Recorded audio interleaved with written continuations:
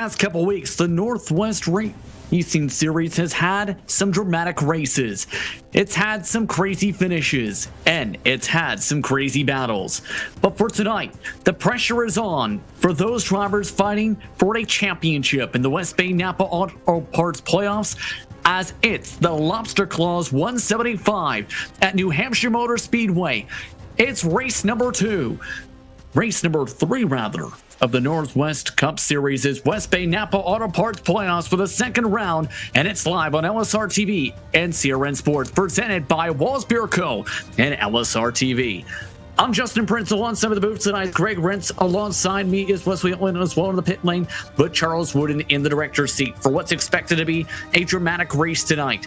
A very hot racetrack, and what has been a very competitive past couple races, all set to get underway under the hot July sun in sim today here at New Hampshire, Greg.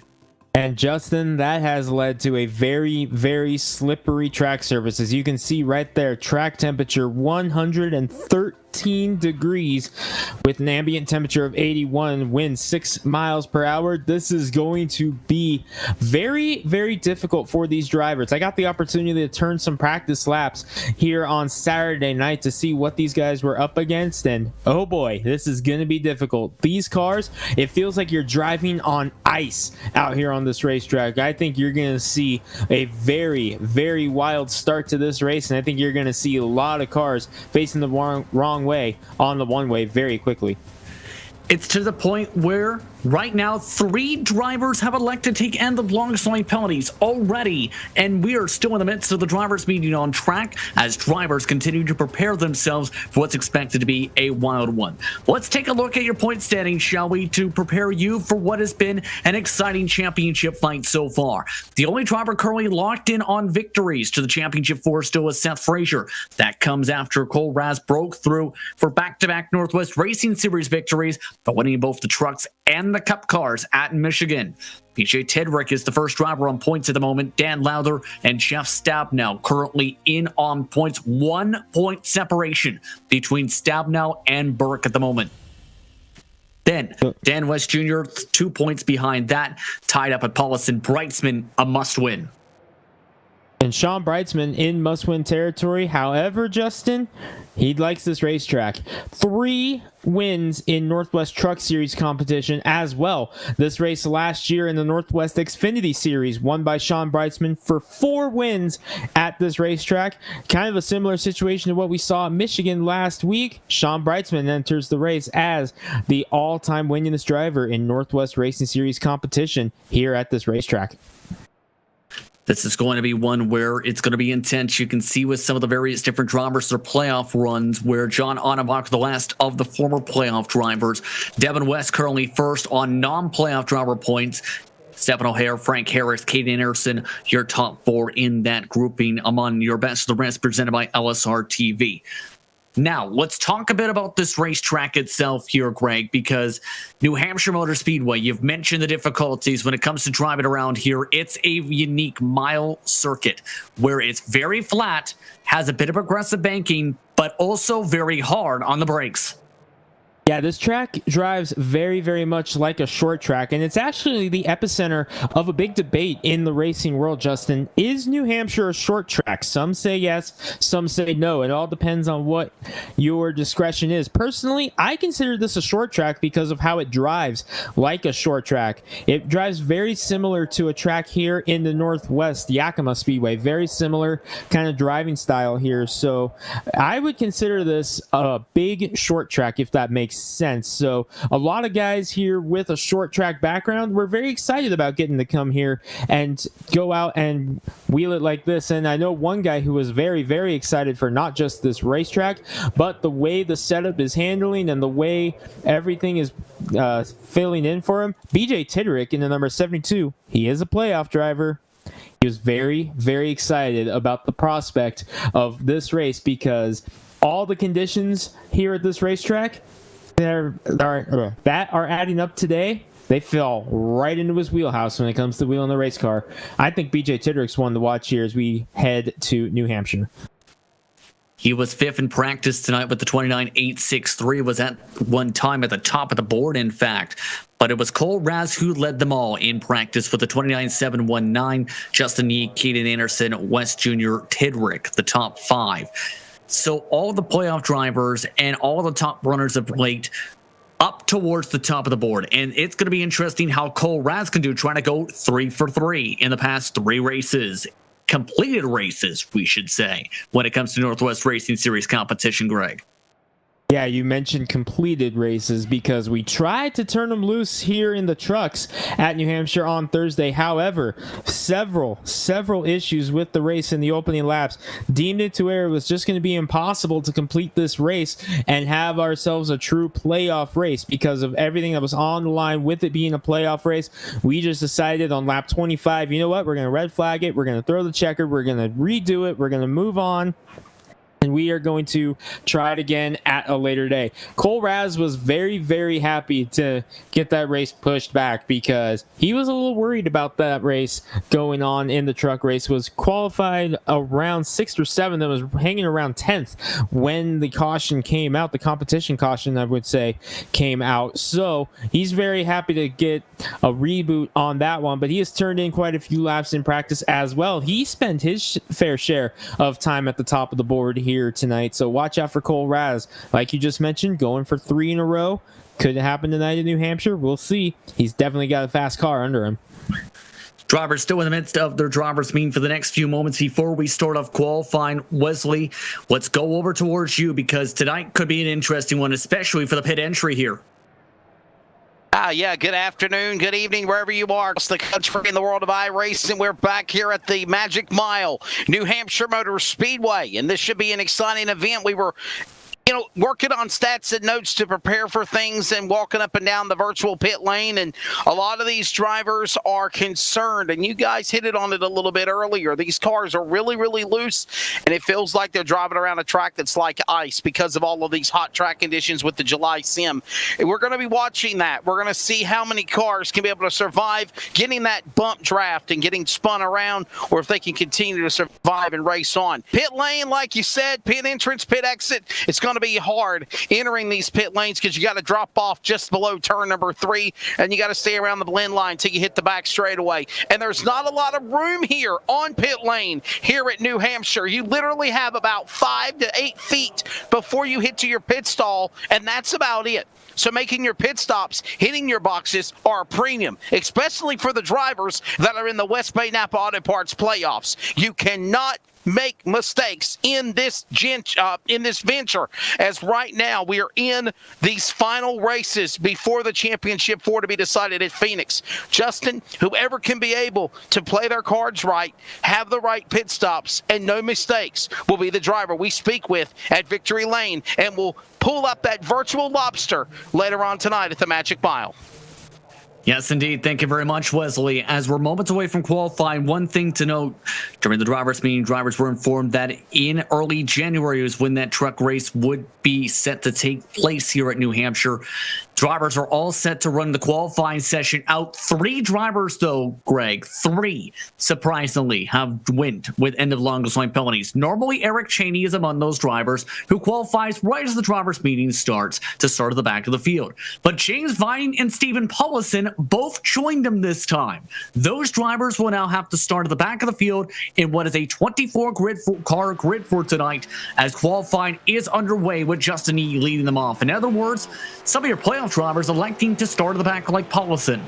Well, Paulison is the big surprise in that one because James Vining in the 333, he had connection issues right at the start of the drivers' meeting. So I'm wondering if he jumped in, not realizing at what stage was the drivers' meeting at. I think he had already begun, or I think he was already thinking the drivers' meeting was over. I think that's why he hit the track.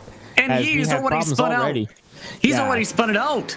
Justin Yee, and that's just what we were talking about with this racetrack. And look at Cole Raz fighting this thing, going way up top, having to really roll the center through turns 3 and 4. But notice Paulison, look at the time of 39.715, 9 seconds off the pace set by Vining and Cheney. I'm wondering if Paulison just went out with the intention just to get the EOL period and start at the back and try to let the race come to him as you watch Cole Raz out there in the number 10. Confirmed, by the way, those end up long penalties for the 3 that are currently at the top of the board. And one thing to note, the iRacing update that happened a few weeks back, one of the major adjustments was to the short track tires to make them more forgiving to slides at times, but it's still a very tough tire to hold on to unless you have experience like Cole Raz there with the 29.783 to start things off in qualifying. John Ottenbacher, currently provisionally second, is 4th overall on your board so far. Justin Yee still on racetrack, as well as Devin West, Tyler King, Chris White, and Stephen O'Hare among the drivers currently qualifying at the moment. Raz and Devin West, your 1-2. Justin Yee up to first. Cole Raz spun on his second lap. And Yee going to the top of the board after spinning on that first lap. So big gains for the number 66 Panda Express Chevy Camaro on track there. Big gains for him, making his second start of the season. I'm watching Devin West in a 5-car right now. He was one of those ones that had the issues in the truck races. You saw Stephen O'Hare loop it here off of turn number 2. But Justin, it was an incident with Devin West that made us realize that something was wrong on Thursday when he was in 4th place as you watch his father Dan tackle the track now in car number 55. But when Devin had that incident while running in the 4th position and no caution came out, despite him sitting right about here on the racetrack, just sitting there with no caution coming out, that's when we knew there was a problem. So Devin, no doubt, as you see Dan go for a slide off of turn number 2, that'll tell you just how wild this race is going to be, because you've got some of the top drivers in the series having issues. One guy who does not have to worry about that is this man right here, Seth Frazier, the number 32. He is locked in to Phoenix by virtue of that win at Iowa, and he said he's going to take these next 3 races to try some radical stuff, in his word, with the steering column and combination and so forth. No doubt Seth is very relieved that he doesn't have that pressure everybody else does. He knows he's in the championship. He can afford to take some risks and try some different stuff tonight, and if he gets caught up in an incident, kind of oh well for Seth Frazier, an oh well mentality for him tonight if he gets caught up in an issue. By the way, Caden Anderson up to the top of the board at 29.734. He's already pulled off the racetrack. He's happy with his respective time. Seth Frazier, his time a 29.9 gets him up to 4th spot. And was talking about this when it came more so to Iowa Speedway today with Cale Gale. If you remember that name from back in the early 2010s, raced in the NASCAR Gander Outdoors Truck Series and made some various starts with KHI at the time. Some of the important things is making sure you don't shock the tires here with the throttle today. For others, it's also making sure that your steering wheel is straight at the right moments. That's all going to be critical with the track being this hot, to where you make any major mistakes or even shock the tires for the temps, you're likely going to see these spins that we've been seeing in qualifying over and over and over. That's really going to take a toll on the start of this race as well, because we're seeing what these guys are having the issues with on track single car. What's going to happen when we turn them all loose here at the drop of the green flag and we go off into this first turn? Right here is where I'm worried about corner exit. That was the part when I got to turn the practice laps. That was the part where I was struggling the most, and I was turning them with Dan Lowther and Jay Tidrick of Team Ramrod, and they both said, yeah, that's going to be the problem spot right there. Corner exit, specifically turn 2, is where you're going to see a lot of issues develop. We've seen several already in qualifying here tonight. We've seen it all day in practices. Here comes BJ Tidrick in that number 72. We talked about him in the pre-race. He said it's all coming together for me tonight. He thinks if he's going to get himself into the championship, it's going to be tonight that he does it. You can see Tidrick feeling confident in terms of the arc. We'll have to see how he builds up that speed to a good run. His best time in practice, a 29.8. If he was to do that in qualifying, that get him up to 4th position. Good run, it looks like, through the second line. You don't want to get too low here at New Hampshire Motor Speedway, keeping it nice and calm down the back straightaway as Sean Brightsman just put in a 29.6 in qualifying. Brightsman to the top of the board. The only driver to go a 29.6 thus far. Fastest lap I had heard of was a 29.7 in that practice session. So that's the first time we've seen anybody hit a 6 all week here as Tidrick goes right about what he was practicing at, 21 or 29.8. Puts him 5th right now, the 8.58. The only driver with an 8 on the board right now behind Brightsman, Anderson, Yee, and Raz. 4 drivers with a lot of speed. Tidrick, of course, a lot of speed as well. His teammate Seth Frazier right behind him in 6th. Tidrick going out there to give it a shot off of turn number 4. See what he gets here on the second lap. And no, as he caught the wall off of turn 4. Wasn't sure if he had caught it or not. So yes, that will negate the second lap. It wasn't going to bump up the time either way. You seen it was going to be a 29.9 if it counted. But Dan Lowther is now on the racetrack for qualifying, driving the specialty painting machine. That green machine has been one of the underdogs throughout the postseason. Right now, among the drivers in the positive for the point totals entering tonight, what a postseason it's been for Dan Lowther.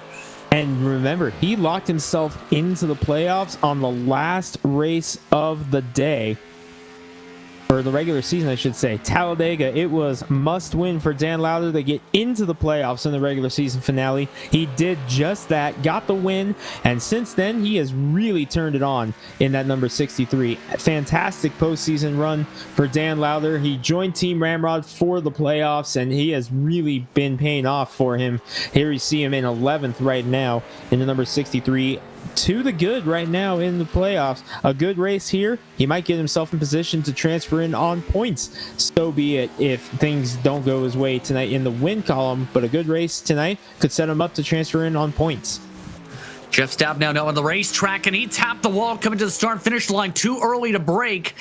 And he looks like he's going to take a reset here to try and go for one lap to try and get some track position.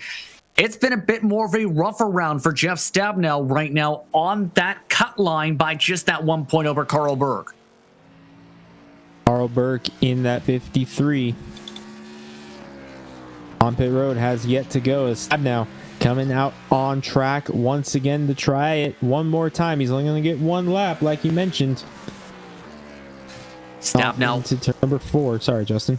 Was going to say he's been trying that high line to arc it on down, try and build up momentum off of turn 4. This time, no scrape to the wall.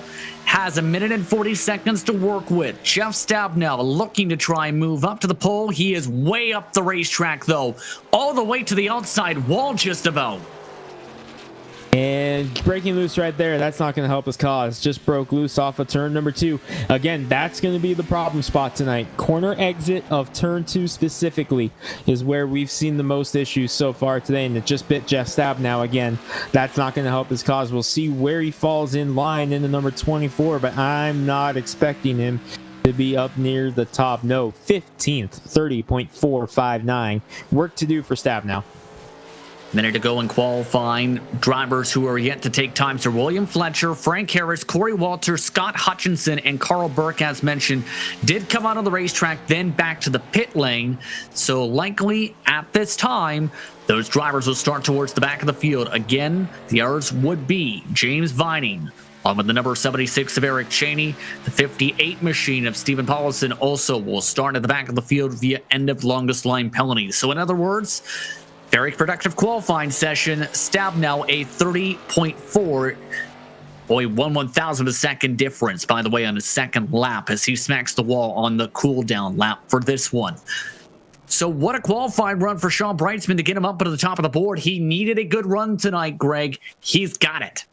And he's very good at this racetrack, Justin. The most wins in Northwest Racing Series competition for Sean Brightsman. 3 on the truck side plus 1 on the Xfinity side. He can become the only driver to win in all 3 series at this racetrack tonight.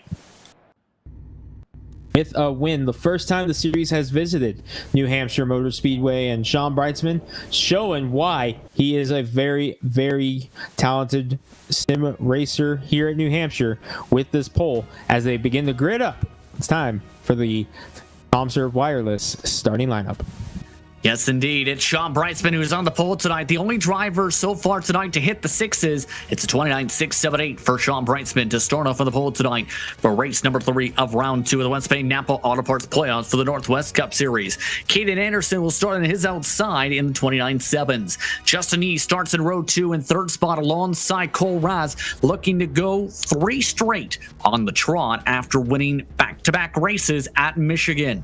BJ Chidrick starts in 5th tonight alongside Seth Frazier. He looks to try and build more momentum for the championship race at Phoenix in a couple of weeks from now. Chris White, he's in 7th spot tonight. It's been an up and down postseason for him after having an early elimination. Well, Casey Garber, one of his best qualifying runs all season, in 8th. Devin West will start in 9th position today in row number 5. Stephen O'Hare will start to his outside.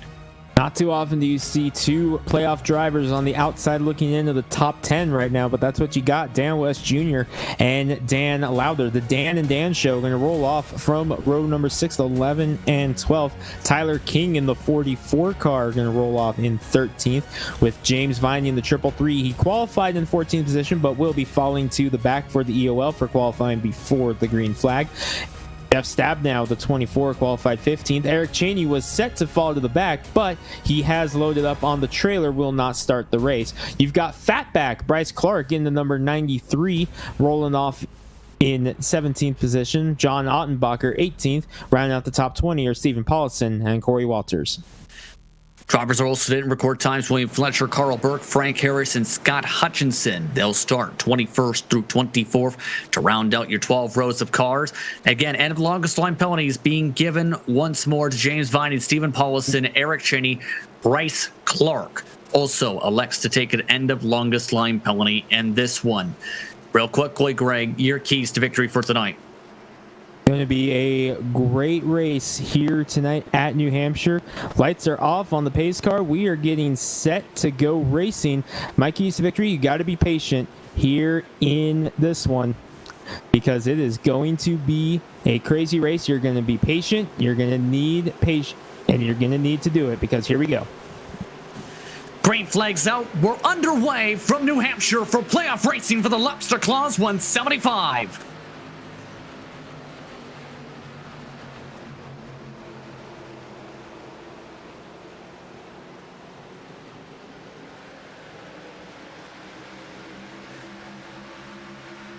And an aggressive start for Caden Anderson on the high side.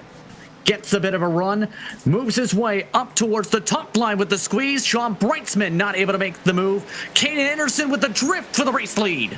Cole Raz may have caught the wall behind them. Anderson's teammate off of turn number 4, but into turn number 1. Anderson leads lap number 1 with Brightsman right there behind him. 175 laps the distance here tonight. Long race, but you got to be patient, and Anderson doing just that.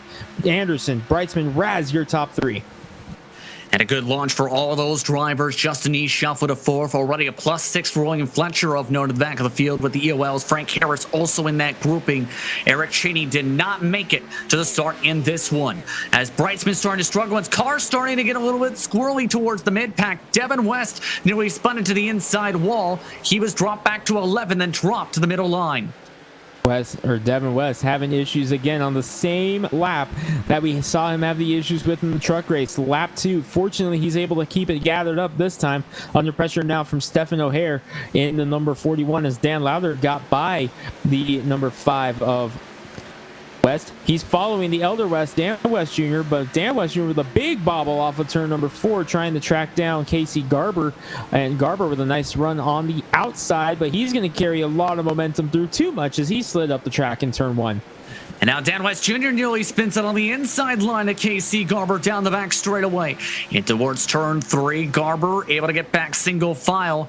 Very different braking lines for all the drivers, especially into the corners. Sees them run 3 different lines, some going to the second line. Down Lowther going from the top line to the bobble line. He spins around to the start and finish line. Caution flag is out for the first time tonight.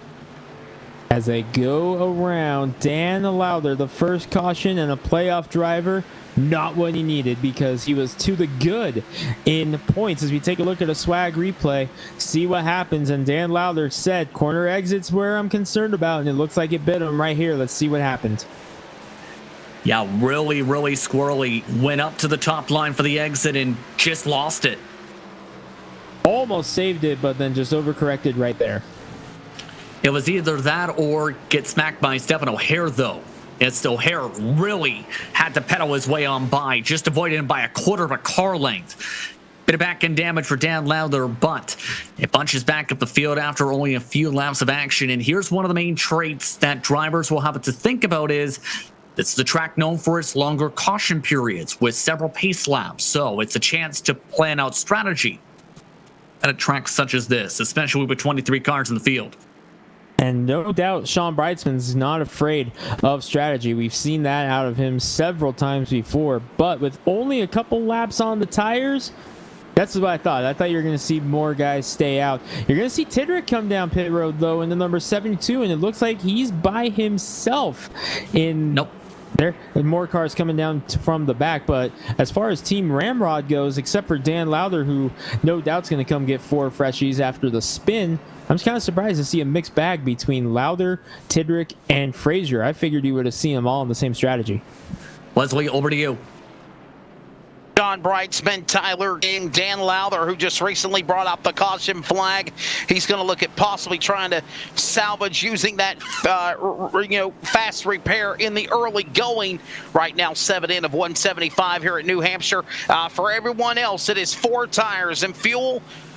John Brightsman trying to do what he needs to do after getting off on that Thanksgiving break before we go into the Christmas break to win and advance to the championship for at Phoenix.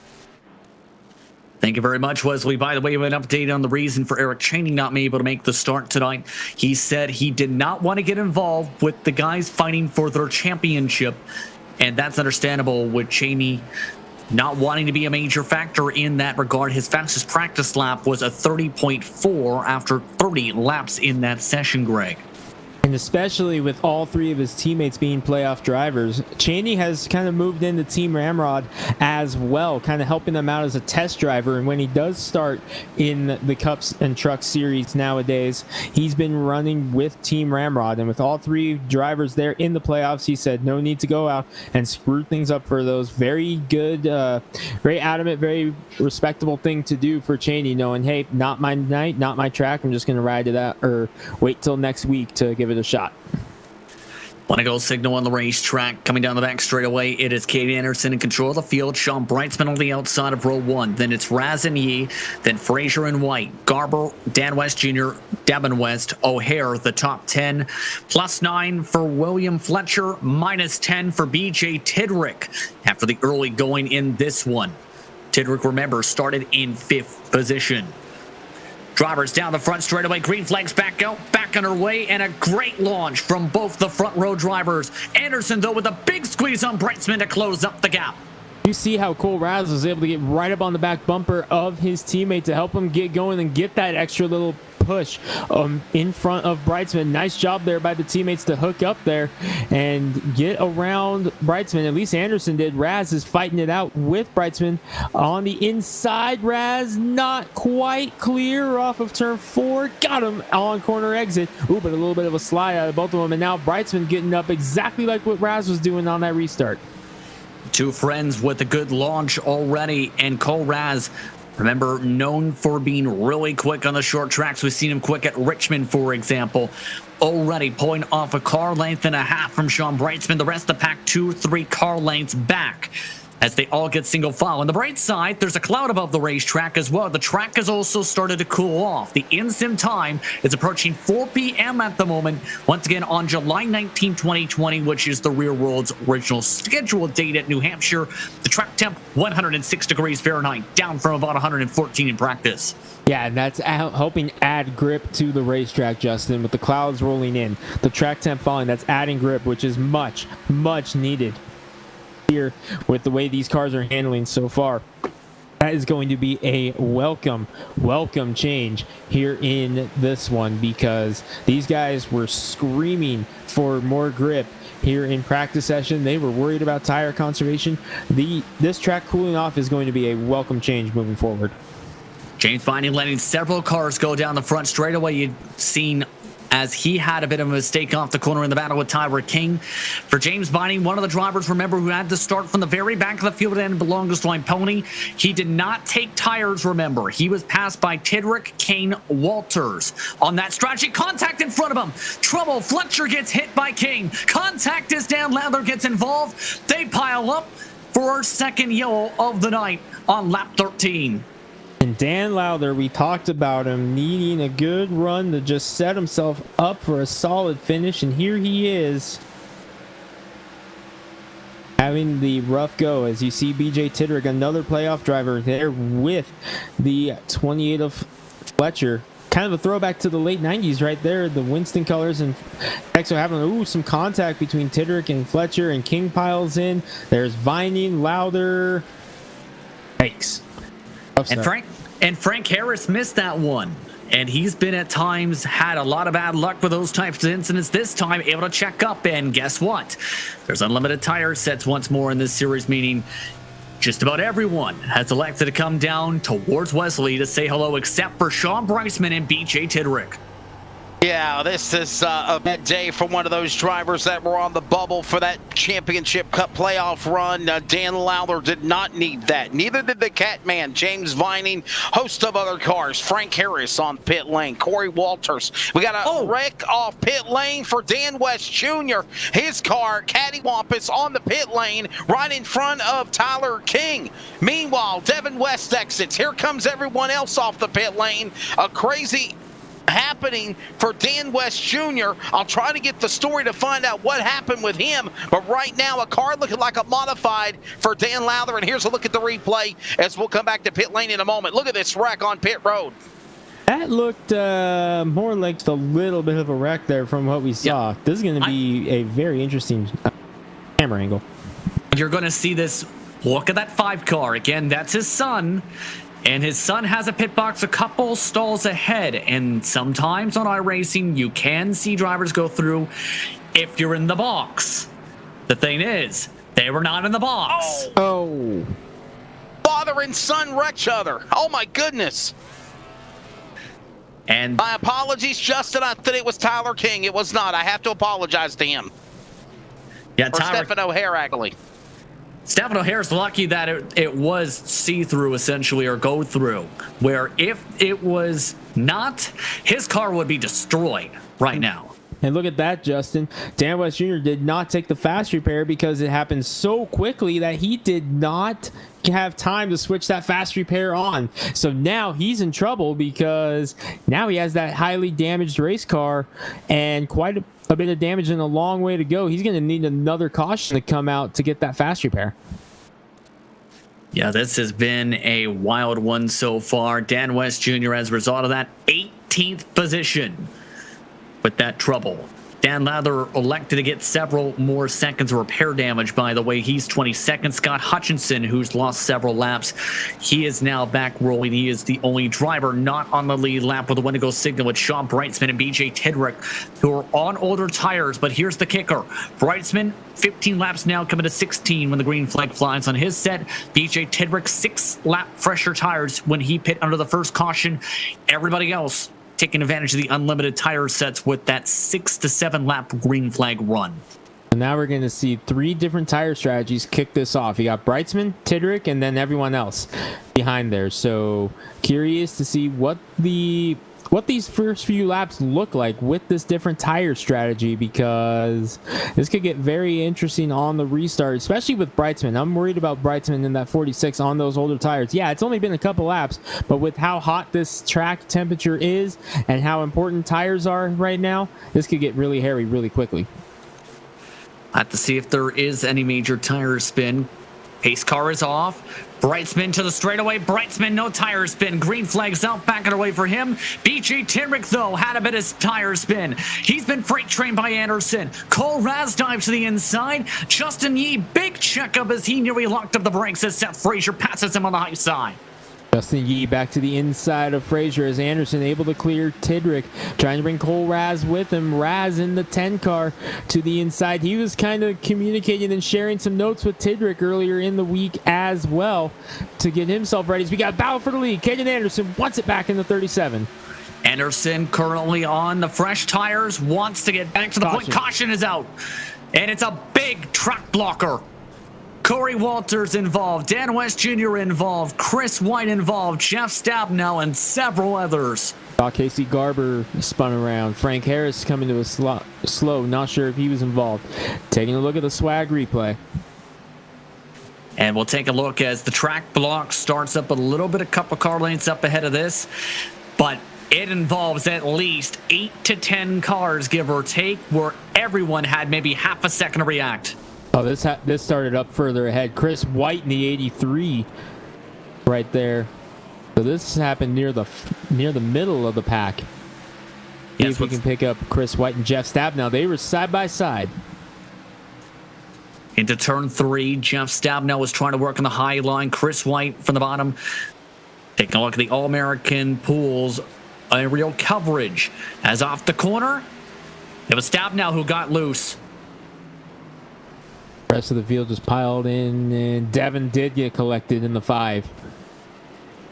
And Dan Lowther, you see him squeaking by there in one of those green cars. He just says, thank goodness I missed one. Frank Harris also able to check up on that as well, by the way. So, drivers back under caution. We'll take a step aside. Coverage of the Northwest Cup Series continues after this on LSR TV and CRN Sports for the Lobster Claws 175. We're based out of West Monroe, Louisiana. We do custom T-shirts, racing. We'll do any shirt. We'll do schools, churches, fundraisers. We do a ton of event shirts, as you can see on our board here, all around our banner. Personalized. I mean, we do anything. It doesn't matter to us. We got the custom rugs. We use all the top quality shirts, inks and everything. Hoodies, hats. We do embroidered hats, embroidered shirts. Just you can call us for anything. We do offer the bag and fold to where you can receive them and they're already labeled and tagged and bagged, ready to give out to your customers and stuff. So you just call us and just tell us, hey, this is what we're looking at doing, and if we're going to put the car on there, it is 125 quantity minimum. If it's without the car, it's 60 quantity minimum. That's strictly on the racing stuff. If it's a business or something, if you race on Texas shirts, it's a little bit differently. You can call us. It just depends on your quantity and ink color. Everything is hand drawn. I mean, everything. We don't Photoshop anything onto a shirt or anything like that. Everything that we go through, everything is drawn, and which is the reason for the art fees. We do have several graphic artists that draw for us, and they're really good. So what we do is on any package that you do, we can mix and match. We can do any colors. You can do purple, red, blue, green, and do the rest black. It doesn't matter to us. With your design on there, we can do hoodies. We can do hoodies, long sleeve shirts, T-shirts, tank tops. It doesn't matter. I mean, it's almost limitless what you can do, and you can put all that together in that package to make that minimum requirements. They can call us 318-278-7191, or they can email us at bulletprooftees@yahoo.com, or they can go to the website bulletprooftees.com. Welcome back to New Hampshire Motor Speedway for coverage of the Northwest Cup Series on LSR TV and CRN Sports. It's the Lobster Claws 175 for race number 3 of round 2 of the West Bay Napa Auto Parts Playoffs, based in Silverdale, Washington at 9331 Silverdale Way Northwest. You can find them open at 8 a.m. on Tuesday. Give them a call at 360-692-2924. Shaw Breitzman, your race leader, as we are 1 to go this time by. Coming to lap 23, Caden Anderson on the outside. Cole Raz, BJ Tidrick, along with Justin Yee and Seth Frazier among your top 6 cars. It's been an interesting one so far. With 3 caution flags, Caden Anderson on the fresher tires was about to take the lead right before the caution. Yeah, we were seeing that tire strategy play out. Not so much anymore because he's going for it. Here on the outside now. Breitzman in the 46 still there. Raz lining up behind Breitzman. You know that Anderson would much rather have Raz behind him instead of Tidrick, because we saw what he was able to do on that restart with his teammate lined up behind him. Looks like Raz was thinking about doing the same thing to Breitzman there, but Breitzman kind of hangs back and then guns it. Nice job there by Breitzman to kind of fake the field out, and that's going to allow him to clear everybody into turn 1. Massive check there as Brightsman trying to hold on to the bottom line. Anderson trying to wheel it up to the top. Really slides up the racetrack. Can't get the pull down the back straightaway. Raz now up to third spot after that. Tidrick shuffled to fourth. Anderson wants the lead and wants it now. Goes for the diamond in 3 and 4. Goes to the flat part of the banking. Can't get the run. Remember, Anderson has one win in the Cup Series. It came at Las Vegas. But between the Cup Series and Truck Series, and then even going back to the Xfinity Series last year, more second-place finishes than any other driver in the series. He wants a win, and Brightsman breaks loose off of turn number 2. Anderson going to try to get there on the outside. His teammate behind him. Bull got himself 2 wins. Anderson wants the lead back. Sorry, Justin. Remember, variable banking around this racetrack. The 7 degrees used by Anderson. Sean Brightsman around that 2 degrees of banking. Not able to get anything to stick. 151 to go. It's Anderson back to the lead. Brightsman now to second. Of note, Dan Lowther having to come in as he's now lost his front nose. Lowther going to have to come down pit road. Wondering if this means he's finally going to get to use that fast repair into number 63. We'll see as he pulls into pit stall number 13. Or 12, excuse me. And no fast repair on the 63, It looks like. And that was because he spun into the pit lane, by the way, the 63. So that's why that situation came to be for him. For Cole Raz, he's in the situation where his front nose is crushed in because the reasoning for that big slamming on the start, well, he and Anderson tried to control it when Brightsman was, of course, the control car. It's a short track racing tactic that can be seen in iRacing at times.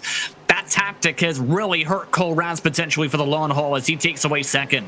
He's hoping for a caution to get himself that fast repair and get some of that damage repaired because he needs it, because that's going to affect the drive of his car in the long run. But we're already on the longest green flag run of the race so far. Hard to imagine, but that is indeed the case. We've already gone more laps under green than any other run of the race thus far. You got the teammates 1-2 now. Anderson and Raz up there. Brightsman, Tidrick in 4th, and then Seth Frazier. And remember, Frazier's in that no pressure situation in that number 32 because he's already locked into the championship race at Phoenix with that win in Iowa. He can afford to just kind of hang back and try different stuff here tonight. Oh, trouble. Corey Walters spins off of turn 4, and we're back under yellow again. It's the Napa Auto Parts machine who loops it around this time. Napa 9 car going for a ride off of turn number 4. Back behind Tyler King. Look at a swag replay. And he'll be on the outside line here and was quicker than Tyler King until the quickness cost him. Right there, slipping up. There's not a lot of rubber up there either. And a nice job, though, to keep it off everything. I thought looking at the car, he may have had some contact, but no, did not touch a thing. Now, he got up kind of high. Justin, what the guys were telling me in practice was you want to kind of be your left front tire right on that first set of white lines, one groove up from the inside lane. You do some cup racing here on iRacing. What do you like to do as a driver as far as cornering in this racetrack? Exactly that, essentially. Try and hit those lines, because if you're any higher up, it can risk trouble. You can, at the same time, though, say your side-by-side can squeeze down from the second dotted lines, as we've seen tonight. But mixed strategy again, Wesley. This time, it's Anderson, Raz, O'Hare among the drivers staying out. Yeah, those drivers that we just mentioned, we'll see those 4 onto the pit lane. Everyone else, Sean Brightsman is in. Tidrick, Frazier, West, Ottenbacher, Fletcher, West Jr., Paulison, Harris, White, Burt, Garber. And I think I've already went over almost all of them there. It's going to be 4 tires and fuel. Look at the bottom right of the monitor, and you'll see Sean Brightsman, the 46 machine, in pit stall box number 1. Crew already done on the right side. They're going to run up to the left side now. Second can of Sunoco fuel going in. He's already down and away. Here comes Tidrick behind him, the Darlington winner. And Seth Frazier, who's already punched his ticket into the Championship 4 at Phoenix. They're off of pit lane. So, 6 drivers end up staying out this time. Thank you very much, Wesley. It's Anderson, Raz, O'Hare, King, and Vining. And this becomes classic NIS racing almost, from before the tire limits, where you're banking on the caution flags, and everyone who just pit is banking on another one. The drivers who stayed out are banking on another one. In our words, They're banking on other ones. The question is going to be when they come out for the strategies to work out now. And the way this race has gone, you're going to see a lot more cautions. I don't think we're done anywhere near yet. When I was talking to BJ Tidrick, I told him my prediction. I said the longest green flag run, the way this thing was handling, I thought the longest green flag run was going to be 15 laps. BJ Tidrick said he thinks the longer the race goes and the more we see, the more we learn about what this car is going to do, he thinks the race is going to settle down and we're going to see a long run at one point. We're talking about the driver of the number 72, BJ Tidrick. He is a playoff driver.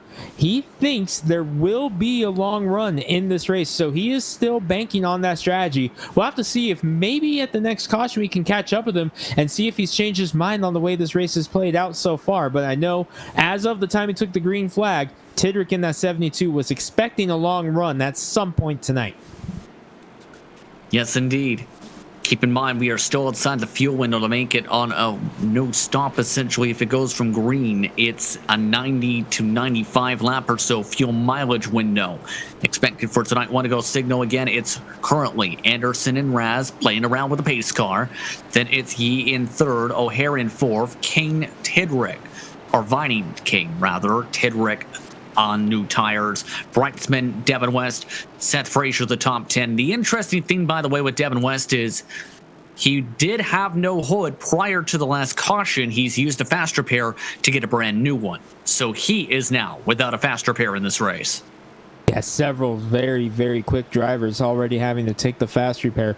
Biggest one for me right now is Dan West Jr. in the 55, mired back in 20th, and from the looks of it, he might still not have taken the fast repair in that number 55 because he still has quite a bit of damage on the right rear of that car. Has not been caught up in any other incidents, so West Jr. is still saving that fast repair. Wonder when he's going to use it. Scott Hutchinson was the lucky dog under this caution period as we're all set to get back going. Off and away goes Caden Anderson. A good launch for him as he's off and clear. Cole Raz gives him space up on the top line. O'Hare, though, trying to keep the pressure on the 66 of Yee, squeezes him down. Tyler King tries to follow suit as the fresh tires fall one behind. Remember, King and O'Hare are teammates for Beaver State Racing as Brightsman gets a run on the inside of Tyler King in that number 44 car. And that's why it's easy to get those two confused because they alternate cars and paint schemes every week. Whenever O'Hare is running the Peels Oranges paint scheme, it's King, like tonight, he's running the American Touch-Up paint scheme. So they alternate back and forth. That's why it's easy to get those two confused here over the course of week in and week out, seeing them in different paint schemes every week. As Devin West, fresh off the fast repair, trying to follow Seth Frazier up to the field. West, remember, 2 wins on the season, but not a playoff driver. Missed the Cup playoffs, and that could not have come at a worse time for him because right in that first round of the playoffs, he picked up 2 straight wins. He would have been sitting very pretty. Unfortunately, just not the way it went for him this year, but he is leading the LSR TV best of the rest. Yeah, he has been really, really good in the postseason for the best of the rest.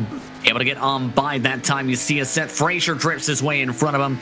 Meanwhile, as that's all shaping up, Sean Brightsman, the driver who's first on the fresh tire strategy, is up to 4th position. Justin Yee is up in front of him. So Brightsman wants his lead back, and the difference is it's one of the bigger tire splits of the race. 16 laps total the difference. That's about, in total, 10, 11 laps on green flag tires, and Brightsman looks like he's almost saving them a bit until he picks his spots here. Are you saying Sean Brightsman might be up to something strategy-wise here in this race? No, Maybe. Never. Yeah, strategy is always the task of hand when it comes to Brightsman. He's tried 2 tire calls in the past. He's tried no tire calls in the past. It won him some races this year, some of the 2 tire calls. Wesley, meanwhile, is standing by. He has an update on your race leaders. I do. Caden Anderson look for finally a win in the Northwest Cup Series. Of course, Raz coming off of a win sweeping Michigan for the trucks and the Cup last week. And what a wild show that was in the Irish Hills to now the Magic Mile. Anderson and Raz very happy with their race cars. They feel like that they do not need to get together. You know, we talked about it when we came on the air about just how loose these cars are and like driving these cars on ice. And right now, they're friends right now on the racetrack, doing what they need to do, but giving each other plenty of separation behind Brightsman, who's under attack by Yee for third as that goes on in turn 3. That's giving him a separation of about 1 second nearly. Thank you very much, Wesley. Interesting to hear absolutely from the friends. Of course, they have Bryce Clark, who joins that friend group, who's back in 21st position, who's been involved in some of the earlier incidents. But for Brightsman, it almost looks like, again, Greg, he's just running through his paces, just waiting for moments like that to clear by off turn 2, not really pushing the issue like some of the other drivers have tonight after only a 5-lap difference. Yeah, Brightsman did a nice job there to just pick his moment, let it come to him. We've talked about that quite a few times in the Northwest Tour races here. We talk about drivers letting the race come to them.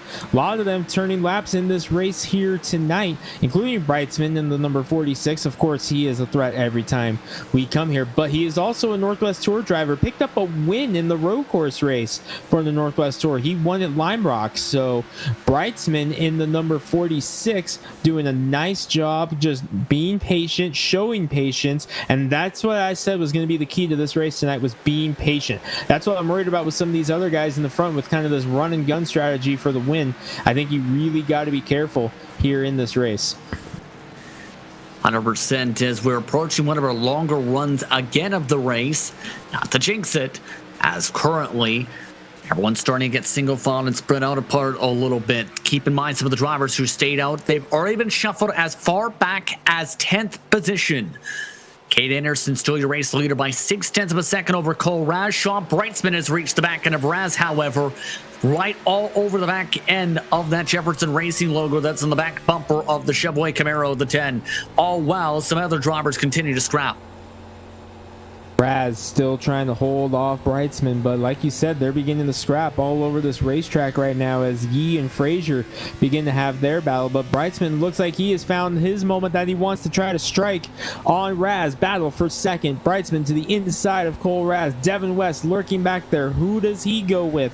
Off of turn number 4. A little bit of a slide out of Raz, and that's going to allow Brightsman to get the spot going to the line. Able to get the pole as well, despite the damage on him, but an outbreak by Cole Raz tries to keep it on the high side. Brightsman gets a little bit loose. Both of them off the gas as Brightsman able to clear by for second. Devin West now trying to follow along in the conga line. On the bottom line, Cole Raz stuck up on above the second set of dash marks, but just can't get the older tires to quite work compared to the fresher tires underneath. Well, all this is doing is allowing Caden Anderson to pull away in a number 37 car. Biggest lead of the night anyone has had so far. It's already up over a second for Caden Anderson, but Brightsman on older tires as Devin West has a big slide off of turn number 2. Nice save by the 5 of West. Wow, he was facing the infield there, and I thought we were about to see another caution. His tire's going to be very angry, to say the very least, after that slide, though. That's going to cost him some time for the next few laps or so. While Seth Frazier takes advantage and makes the pass on the outside line in the Oh Yes machine. Able to make the move in the pallbearer car. Up to 4th position. +2 for him since the drop of the green flag for tonight. Your biggest mover now, Frank Harris in 13th position as groups are starting to build them way in. O'Hara, Keenan, Viney become a group, by the way, while Autumnbacher, Harris, West Jr., Paulison, Fletcher, White, and Stabnow are also another group of cars within 1 second of one another. Kind of unique to see groups of cars at New Hampshire. You normally see groups. When you think of that, you think of plate racing, Daytona and Talladega, and lately you think of the mile-and-a-half tracks as well. Kind of unique seeing that here at New Hampshire. Not what I was expecting to see out of this race so far. By the way, you're watching Devin West in the 5 car go to work on Frazier, but Sean Brightsman has reeled in and caught Caden Anderson. He's about a lap away from really being able to ramp up the pressure for the race lead. There you see it right there. Yeah, absolutely. It's very, very close. Down the front straightaway, 1 car length, and the difference on time is staggering somewhat. 0.4 of a second quicker was Brightsman on the fresher tires. Anderson, though, not going to make it easy, as we've seen tonight. He's been very aggressive when it comes to trying to hold on to the lead and fight for the lead. Anderson always showing very good on defense as we go on board with Sean Brightsman. And number 46, you see, watch him work the wheel here in the corner. Let's stay on this camera, at least through this corner. Watch him work the wheel here in turn number 2. This is very, very treacherous part of the racetrack. You see him right there, kind of just very, very calmly taking it back and forth, and then right there, that's the problem spot of the racetrack. Notice how he kind of just let it go and then cranked it back one last time for the exit, showing very, very calm, very poised driving with the wheel right now. That's what Brightsman's gonna have to do, show a lot of patience and just kind of let everything sort itself out as he puts pressure on Anderson. And he's keeping it straight, too. That's the key thing on the exits. And that was one of the things I was talking about involving Gale mentioned for tracks like Iowa as well, is if you snap it hard to the right, that's where you pop it out. That time, Brightsman did heat up the bit of the right rear tire with a snap to the right because he tried to dive it underneath Caden Anderson. Couldn't make it stick into turn 3. Tried to take his shot, but couldn't get it that time. Anderson going to continue to lead. Believe Anderson has led the most laps here thus far as we begin lap number 50 here of this one. It's been an interesting quite a ways one. To go to halfway, though. Yes, indeed. It's been a very interesting one for many reasons. This has been one of them. The Anderson versus Brightsman show has been starting to form. They've all started match times with Seth Frazier, who is in 3rd spot. Fastest car on the racetrack, by the way, last time by BJ Tedrick, who's back up inside the top 5 after being as far back as 15th on strategy as Brightsman nearly knocks down the wall down the front stretch. Brightsman trying to put the pressure once again up on Anderson, but I've been watching that 72 of Tidrick as he's gotten around Dem West. Now he's taking his shot at Cole Raz in the 10, who really seems to be struggling right now in that number 10 car. The tires have probably been shot to heck here on the number 10 of Raz. As you're going to see Tidrick come in to the picture right there in the 72. Look at him through the center of the corner, how much ground he's able to gain on Cole Raz to set up for a run on corner exit. Raz really needs a caution to get some new tires on that number 10 car right now because he is falling backwards in a hurry. Here comes Tidrick looking for 4th position on the score sheet. Gets the nose in front, not clear yet. Devin West lurking back there, ready to capitalize if something happens. He wants back in the top 5. As Tidrick right here is where he was able to start the move on Cole Raz. Not quite clear. Raz fights back. Now he clears him off with turn number 4. That pass, Justin, took just about an entire lap. And that's to be expected when it comes to New Hampshire. It can set up several laps as Frank Harris, after our longest run of the race so far, around in turn 3 for a caution flag. Check that turn 4. Taking a look at a swag replay. And it looked like he may have been loose already because he's loose right there off turn 2. Dan West Jr. right behind him. And then right around here is where the whole thing starts. Let's take a look as way up the racetrack. Oh, got in the west. And that's going to potentially force Dan West Jr. to possibly think about that faster pair now with that big contact, as all the drivers, as a result, have to catch up to the pace car. As rough moment there for the number 11. Caden Anderson, though, this is big because this likely means, with everyone likely coming in, he'd be a race leader as long as he doesn't make a mistake into the pit lane. Oh, you can expect everybody to come down pit road right now, Justin. And I don't think you're going to see anyone try anything fancy at this stage of the game. I think it's 4 tires and Sunoco race fuel for everybody. Scott Hutchinson in the 91 has been given an EOL penalty in the number 91 as they come down pit road. Not sure what the situation is here, but Wesley, there's a freight train coming towards you. Yeah, here comes the whole cavalry led by the 37 of Caden Anderson. Like you mentioned, he's doing a phenomenal job right now in that Harvest Chevrolet entry. Brightsman right behind him in the 46 Toyota. Seth Frazier, who's already punched his ticket in to the Championship 4 race at Phoenix at mid-January for the win at Iowa. We got one over Shawnee, their pit stall box. That's Devin West in the 5.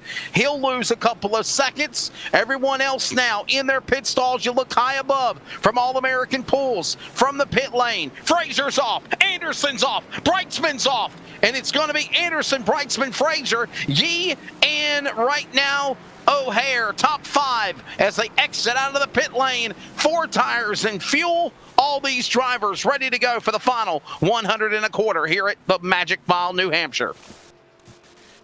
Thank you very much, Wesley. This has been an entertaining race, and now it gets even more entertaining to see how now on even tires these drivers react. By the way, you mentioned the end of the longest line penalty there, Greg. That was after he came out in the middle of everyone else, and that allowed everybody to drive on by. The downside is for Hutchinson, he doesn't get to take the wave as a result. He is 3 laps down in this race, which has been a nightmare for the 91 tonight. So definitely not the race he wanted. As Dan Lowther coming down pit road now all by himself was the lucky dog, so he is now being scored 1 lap down.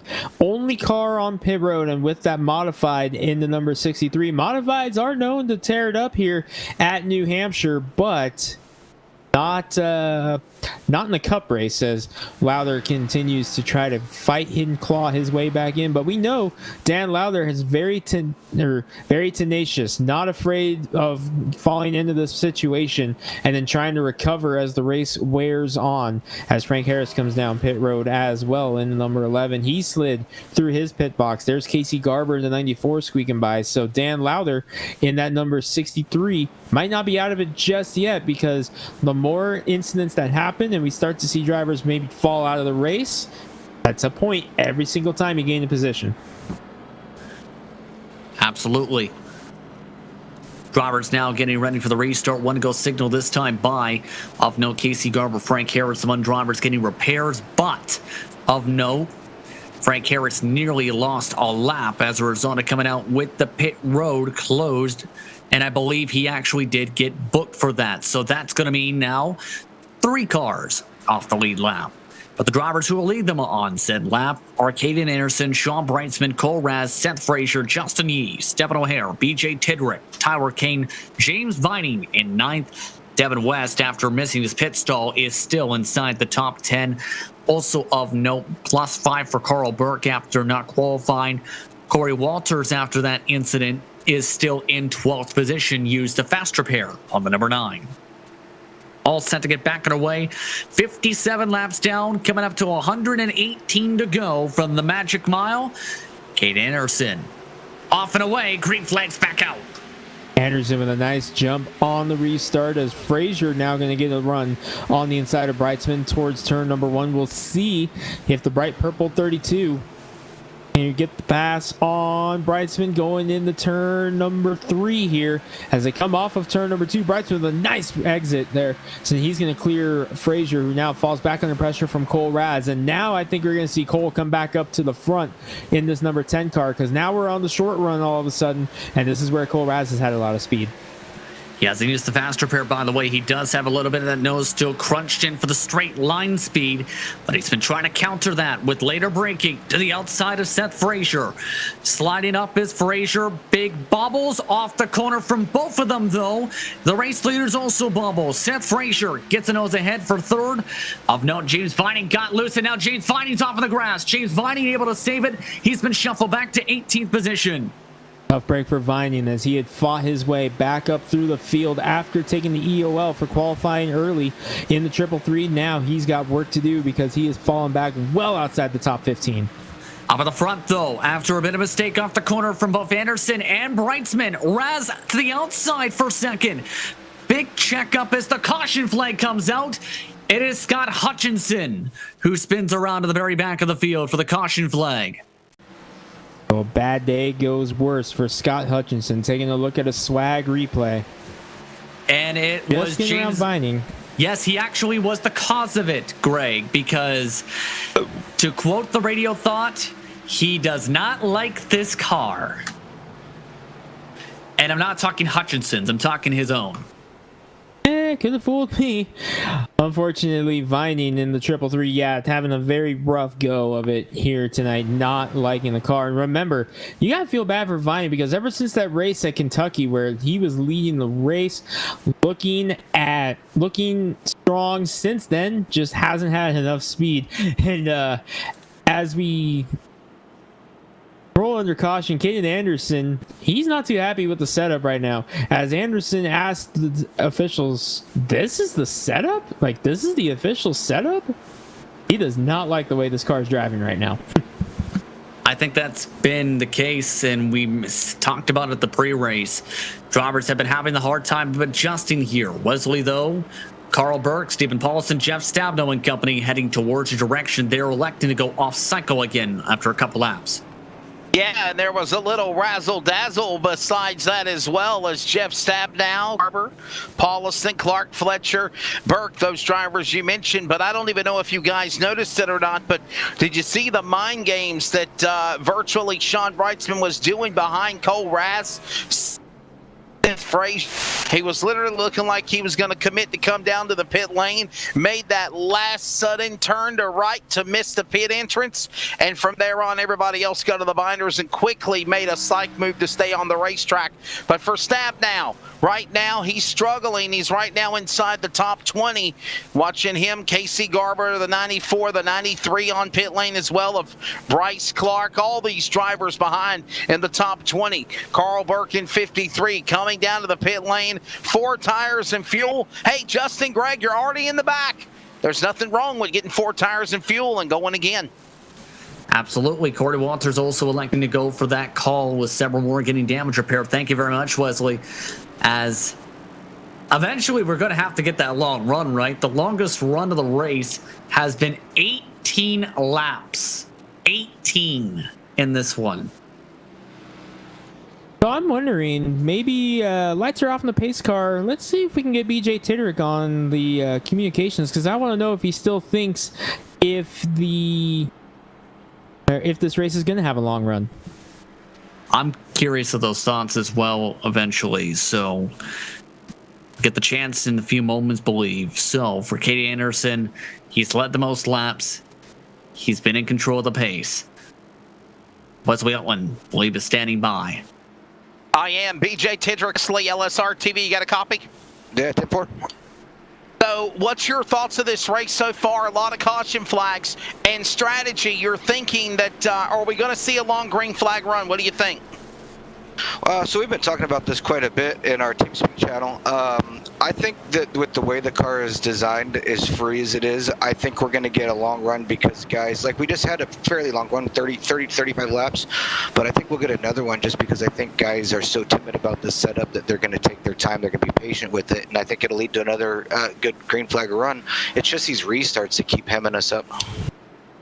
Do you feel like there also needs to be some give and take right now as we approach the end of the race? Then it's time to pull up the aggressiveness? Yeah, I'm just kind of trying to make laps and get around here and not get any damage, but it'll definitely, business will pick up towards the end there. All right, that's the in-car communication with the driver of BJ Tidrick. And Justin, you hear him talking about it. They need a long green flag run, and they feel eventually with all these drivers making all these handling and changes, it's going to eventually happen for them. It's going to be interesting. Thank you very much. And you heard him think there was 30. Once again, to confirm, it is 18. That was the longest run so far. 111 laps to go. Kate Anderson off and away. Cole Raz with the count. Cole Raz with a nice move there on Brightsman, getting right up on the back bumper again of Anderson. Cole Raz able to clear by Sean Brightsman. That's the importance of teamwork at times when it comes to tracks such as this. If you have a teammate, it can help when you're on a restart. Cole Raz nearly hit the back end of his said teammate, though, into the corner. Forced to check up Sean Brightsman over the back end of Cole Raz. So Raz has to check up, and Brightsman got a piece of him. Now I'm worried about the 46 car. Does he have any damage?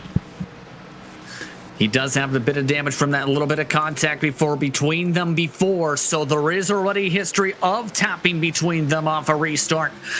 Those top three starting to separate out a little bit. Seth Frazier losing 2 car lengths to this battle. Differences in lines coming into play. Raz trying to diamond it a touch. Anderson trying to paint those dotted lines with a straighter arc off the corner down the front stretch. 109 to go. That's what we talked about with those white lines. You got to get your left front right down on that very first set right there like Anderson's doing. As you see him kind of move up the track a little bit, though, trying to take a little bit of a higher arc through the corner.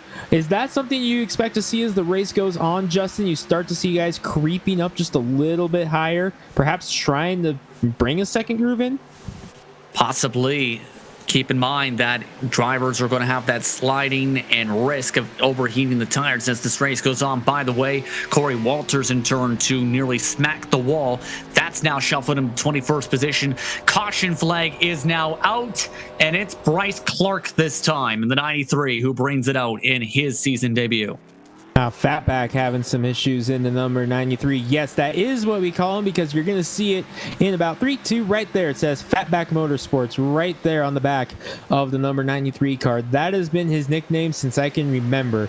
You see him coming up here on Carl Burke. See if Clark has something go wrong. Yeah, same thing we've seen all night long. Just broke loose on corner exit and just nosed it into the wall. So quickly back under yellow again. 107 to go. Man, it's been that type of a night for these drivers, and now it gets interesting for the strategy yet again. We'll find out about the strategy in a moment. You're watching and listening to LSR TV and CRN Sports for coverage of the Northwest Cup Series. It's the Lobster Claws 175, where the Claws, they've been striking and striking hard.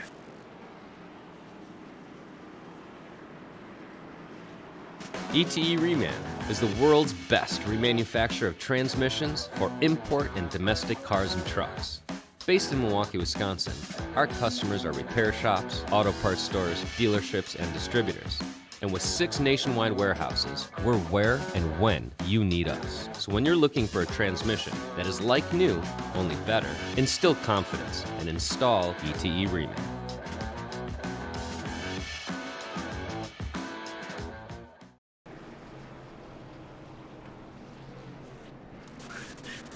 Cars are coming through the pit lane right now. You see at the moment, as right now Seth Frazier and several others electing to take service. 2 tires for Frazier, as Sean Brightsman, Dan Lather, Corey Walters, the drivers who stay out this time. Justin Prince alongside Greg Rentz with Wesley Gauntlet in the pits this evening. Charles Wood in the director's seat on LSR TV and CRN Sports for coverage of the Lobster Claws 175. And what has been an intriguing one, to say the very, very, very least. Where our longest run so far, 18 laps in this race. We're approaching halfway. It's been that type of a night where trouble has been afoot all throughout the evening. Justin, I have a kind of a unique comment from the 10 pit of Cole Raz. He's trying to convince himself that he likes the loose race car, that it fits his driving style. He said he keeps telling himself, no, this is how I like the race car. This is how I like it. He's telling himself that over and over and over to convince himself that that is what it likes and that he can get it done here tonight. He's mentally convincing himself that this is what he wants out of a race car moving forward, to try to trick himself into being able to be more confident on the race in the later stages. So unique trip into the mind there of a driver who's struggling like that, trying to say, hey, convince myself that I like this. I mean, that's a way to do it, I guess. Leslie, you're standing by. I am with Sean Brightsman. He was the fast qualifier, and right now he leads the way at P1 as we're approaching lap 75. Sean, strategy? What's your take of the race so far, the first 70 laps? It's been a little bit of mess. Definitely strategy here. I figure, we still have to pit at least one more time for fuel and tires, so I'll just stay out and try to do as many laps as I can.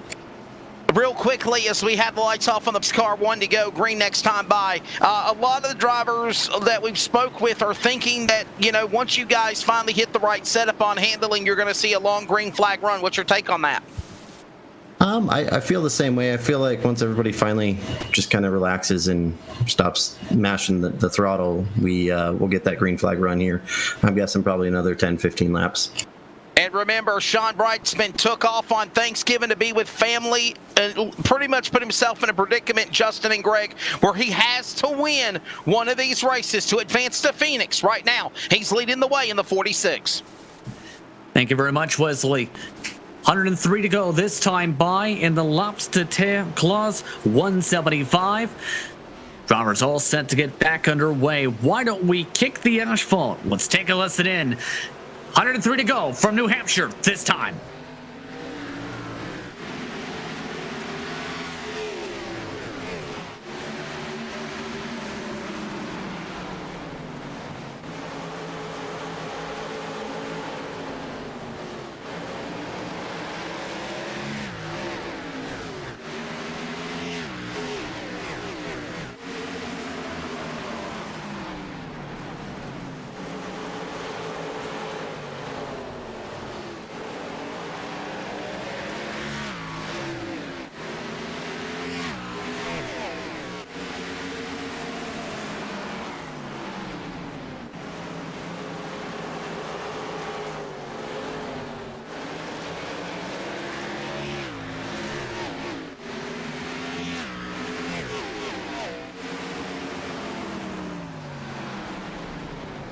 James Vining crashes down the back straightaway. Caution flag is back out.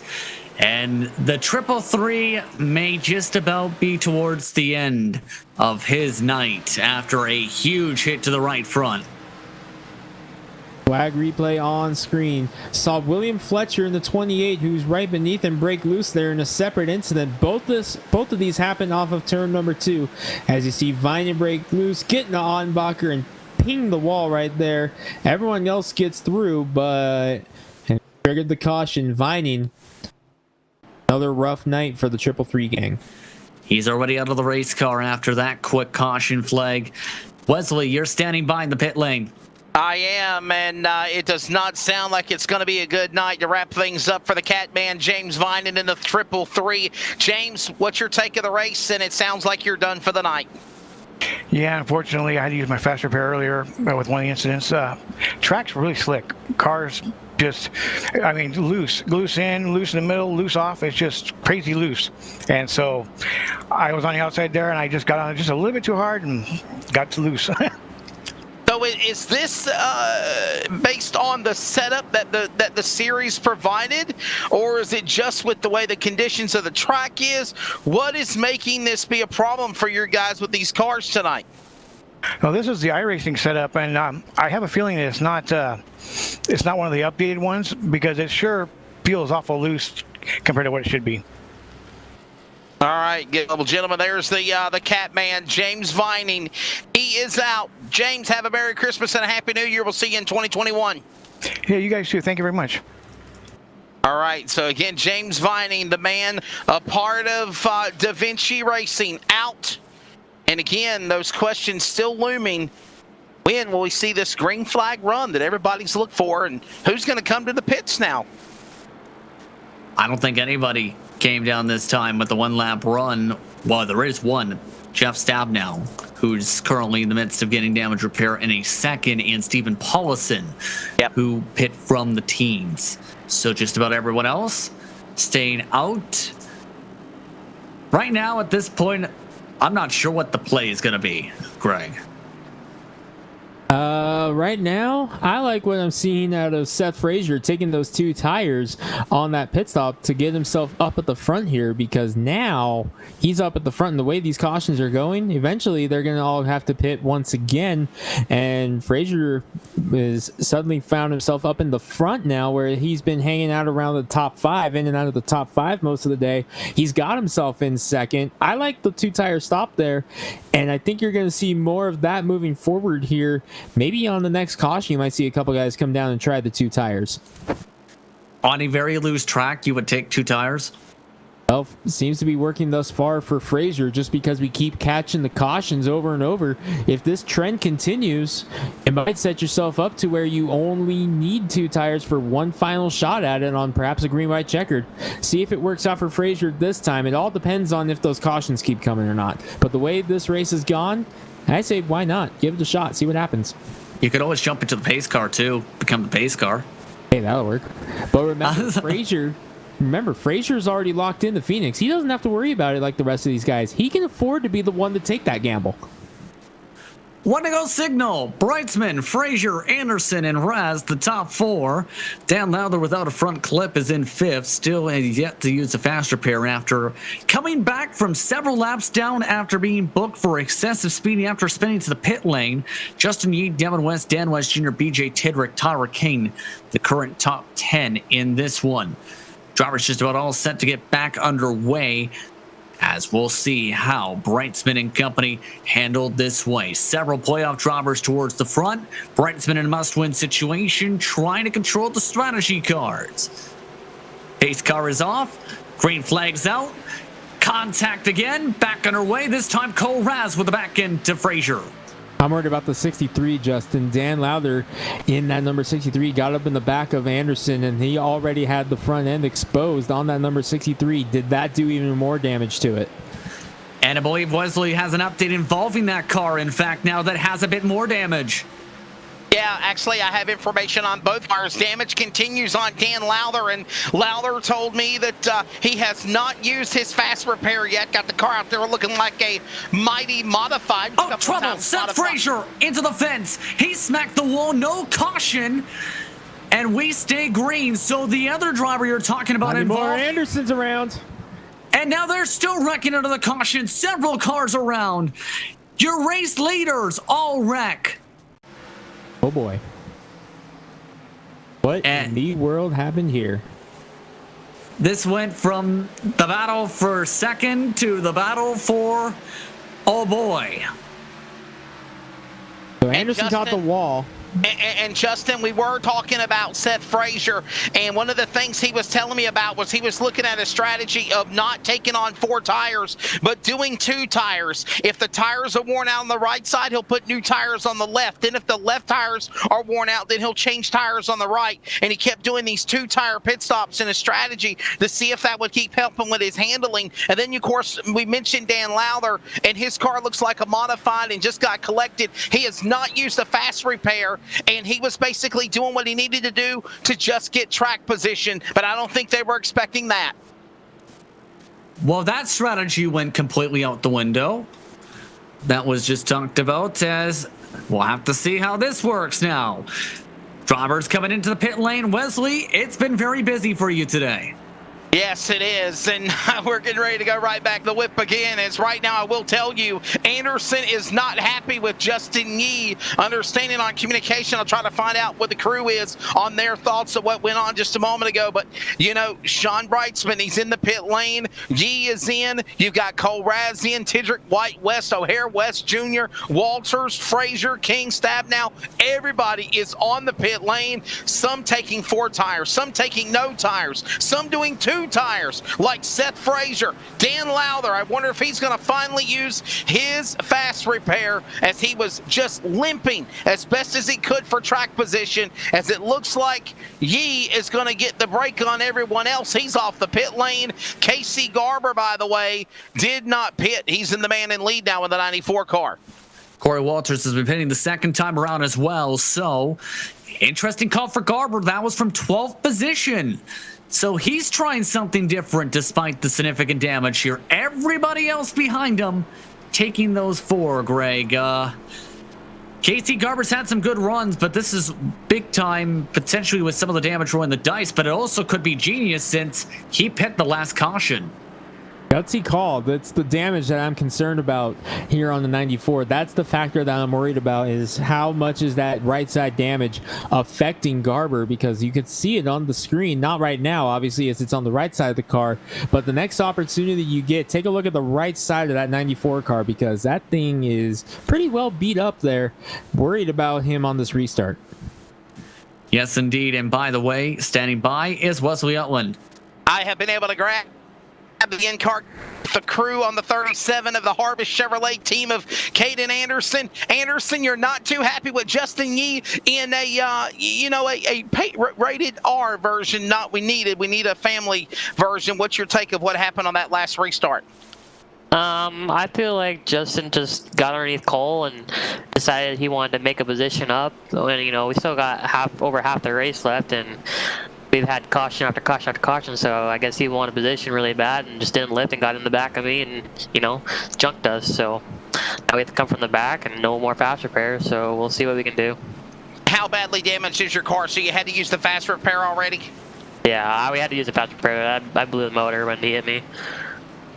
And by the way, that's a nice version of it, Justin and Greg, because it was very, very heated when I first went down there to grab a word with Caden Anderson.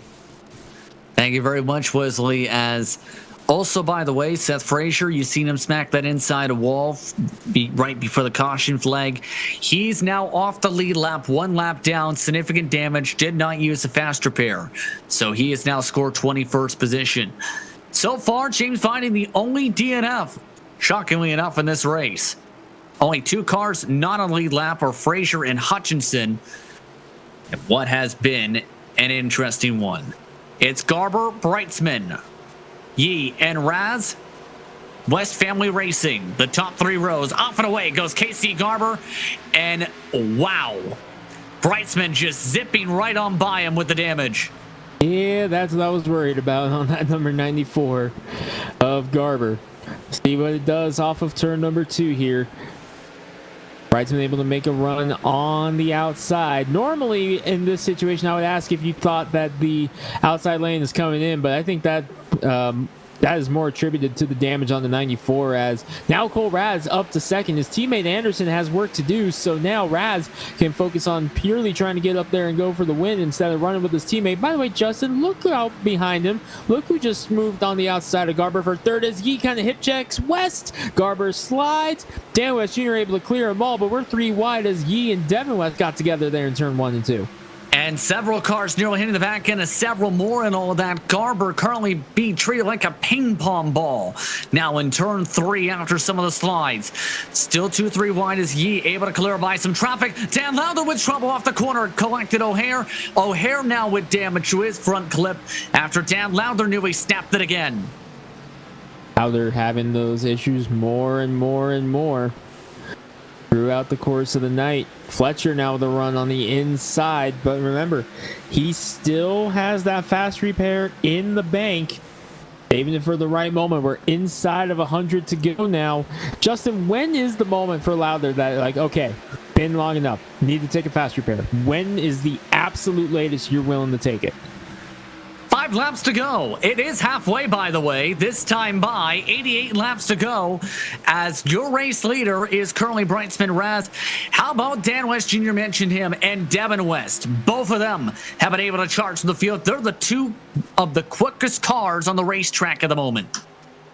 West Family Racing, the top 2 quickest cars right now. By the way, that makes Dan West Jr. plus 8. I had to do announcer math.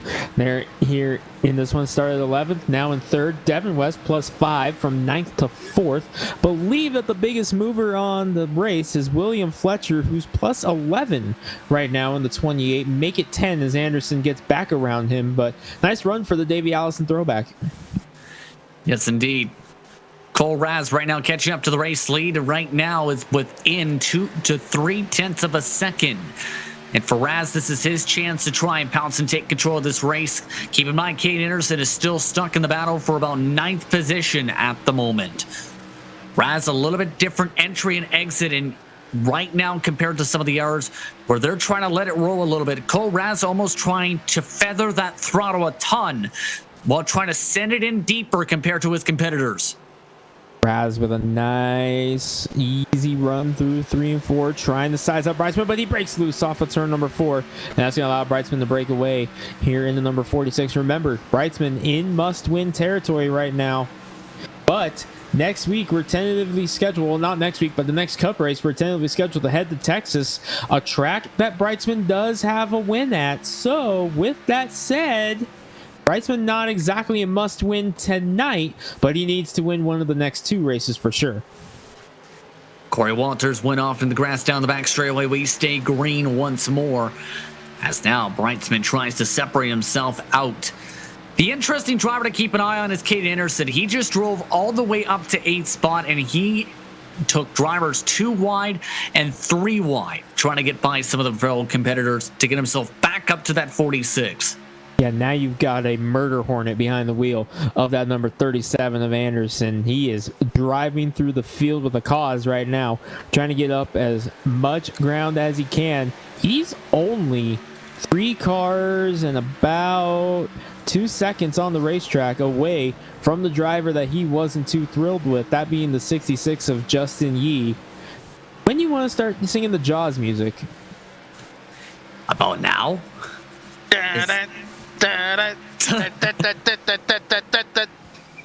Sorry, Dan West Jr. singing that music, by the way. He is closing in a little bit right now.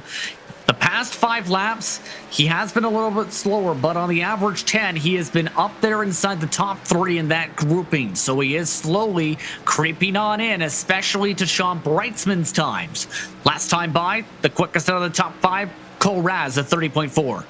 If you're Brightsman and you're getting communications, you know, okay, 55 speed, getting the reel in, which one are you more worried about right now? The guy right behind you putting the pressure on, or are you worried about the guy who's being able to reel both of you in? I think almost, Greg, you might be more worried about the car right behind you if you're him, knowing Cole Raz and the momentum. Dan West Jr., of course, though, has that veteran pedigree with several different chances for victories and speed on long runs throughout the season. By the way, Tyra King, Caden Anderson now going back and forth for 7th position on the racetrack. BJ Tidrick also reeled in by Justin Yee. Anderson is now up to 7th position. Tidrick is now up to P5. You realize what that means, right? Yes. Anderson's looking at the back bumper of Yee. Ooh, but Anderson with a big slide off of turn number 4. And he tapped the wall too. Anderson now with a little bit of damage on that race car. Not too bad, though. Maybe a couple seconds at the very most. Could have been worse. But needs to close in 1 second to get to the back end of Justin Yee. As Tyler Kane loose in the backdrop is now in the grass. He's dropped to 15th position. No caution. Bay Green is Anderson trying to reel in Yee. That's what we're watching right now. As you see King settle it down. I'm keeping my eyes on that 37 car as the number 66 is getting bigger and bigger in the windshield. And Anderson was able to gain a lot of ground right there. You see King gathering back up, and right now Anderson is nearly knocking the fence down, trying to get up to Yee. He was the fastest car on the racetrack last time by with a 30.5. The leaders ran 30.6s, 30.8 for Justin Yee. Now down to about 6 car lengths down the front stretch, 78 laps to go from New Hampshire as he's really sending it to get it towards the 66 as the 66 drifts it. Now, please, no, we are not implying that Anderson's going to just flat out wreck the 66, but you know he's definitely not going to cut him any break here whatsoever. He is going to take every inch away from that 66 car that he possibly can right now in that number 37. We're not saying he's going to just go out and flat wreck him, but right here we're going to see him take away every inch of racetrack he can on that number 66, getting right up on the back bumper and then taking the move to the inside, then bulldozing through. Anderson's on the mission. He got around his man. Now he's trying to get himself back in the top 5. Yeah, to make it look very, very clean and very, very pretty. Still, though, despite being the fastest car on the racetrack, here's the downside. He's 4 seconds behind your race leaders. He needs a caution to get back in the conversation. That's the thing, though. Yes, you're the fastest car on the racetrack, but how long is that going to last for that number 37 car, especially with everything that's going on right now? The gains of Dan West Jr. have really begun to settle in right now. He's been sitting at about 1.3 back of these guys in front of him, Raz and Bryceman, for quite a bit now. So that run has settled down. Anderson's still the fastest car on the track, trying to track down BJ Tidrick in the 72. Devin West with a big slide in the number 5 right in front of Tidrick. That's going to allow Tidrick to gain a lot of ground off of turn number 4. Get right up on the back bumper of Devin as well. Devin's having a pretty quiet race as opposed to some of the other guys. Yes, he had to use the fast repair, but Devin's done a nice job in that number 5 car. You're watching his father Dan right now, but behind him, Devin, very quiet run. Yes, he had to get the fast repair, get a new hood on board that car, but it's been a pretty solid run for Devin. Could he make some noise at the end if he has anything left? I think there's that possibility. We talked about Tidrick hoping for some longer runs. He is quicker than the race leaders. Anderson still is the quickest overall. BJ Tidrick with a clean move in turn 1 and 2. So move BJ Tidrick up to 4th position. And he's been all over the map in terms of the pylon tonight. When it comes to strategy, he was back in 15th. He's been up inside the top 5. He's been having to go from the very back of the field. He's gone everywhere today except for the race lead. Trying to get up there. Remember, he is a playoff driver, and he said before the race he liked his chances here tonight. He was very, very confident with everything coming together this way in that number 72. He likes this driving style. By the way, the track temperature has gone down. It's now down into the double digits, Justin. It's 99 degrees, so that track is cooling off more and more, and with the rubber building up more and more, adding more and more grip to this racetrack. What's that doing? Does Dan West Jr. a big slide off of turn number 4? He lost half a second there. Boy, Dan West Jr. in trouble in the 55 now. And you see right now his son also had a bit of trouble on the entry as Caden Anderson driving right on by. He's closed 1 second in the past 10 laps. He is still the quickest car on the racetrack right now. Last time, in the average of the past 10, rather, he's been averaging 30.749s. Sean Brightsman, 30.792s.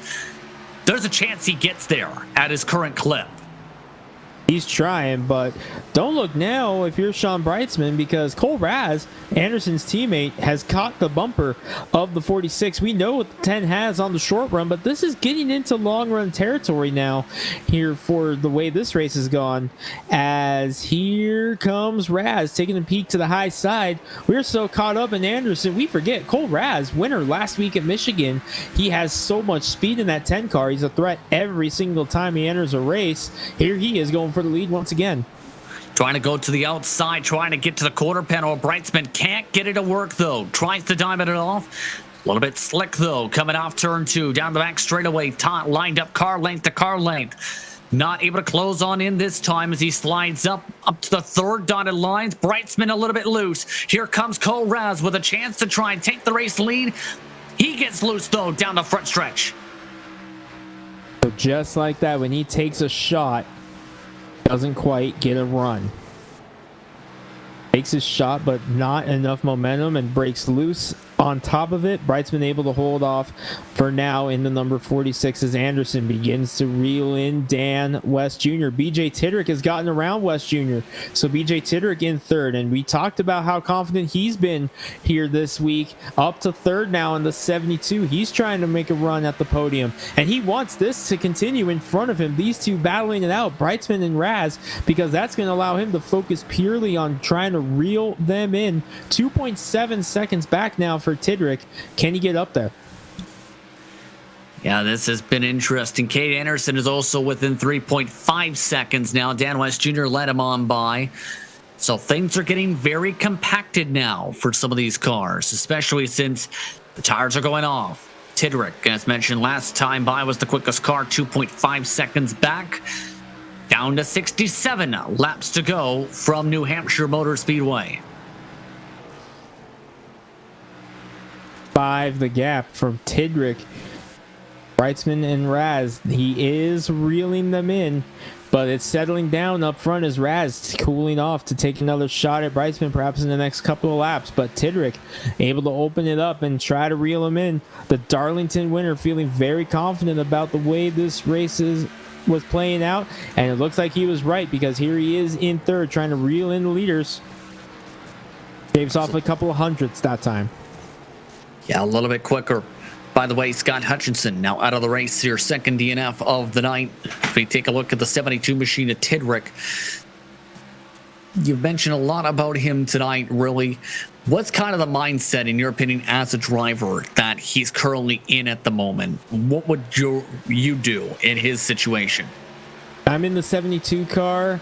I'm saying no mistakes, just focus and run your own race.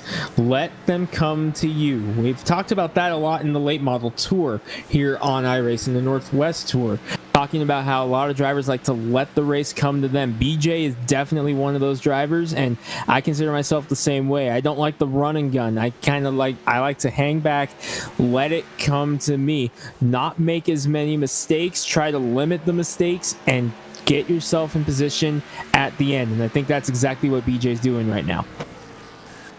Cole Raz, by the way, is starting to lose some ground now as he's starting to lose that right rear tire. Tidrick is starting to slowly reel him in. Cade Anderson starting to even out a little bit. So the pace is starting to balance out across the field, really, Greg, where the driver's really pushing. If they overpushed, they're starting to pay the price. If they have that true confidence, then they can see what they can do. Keep in mind, fuel is still expected to be tight for the rest of this race. William Fletcher elected to pit from the top 15. If these guys can get another caution, that will eliminate the fuel worry right now. But yeah, we are still in. Wow, Cole Raz, he sent it in turn number 1 right there. And he had to check up because he was going to run over Brightsman. Raz had to slam on the brakes there to avoid running into Brightsman. Did a nice job to keep it off. But wow, that almost got hairy between the 46 and the 10 there in turn number 1 and 2. And you see right there, him having to check up allowed Brightsman to get away just a little bit, but you saw That red number 72 of Tidrick is now 1.5 seconds back and closing, and Fletcher has parked it. William Fletcher has loaded it up on the trailer and called it a night. From the mid-pack, too, he was having a solid night. Instead, he'll finish 21st with a third DNF of the evening. Seth Frazier, the only driver not on the lead lap currently running. Everyone else is on the lead lap for now. And that's the key word. Our longest green flag run so far, already more than 25 laps. And now get your popcorn out, because that checkup has allowed not just Tidrick, as you talked about, but Kate Anderson to get into the fight as Cole Raz now heats up the tires.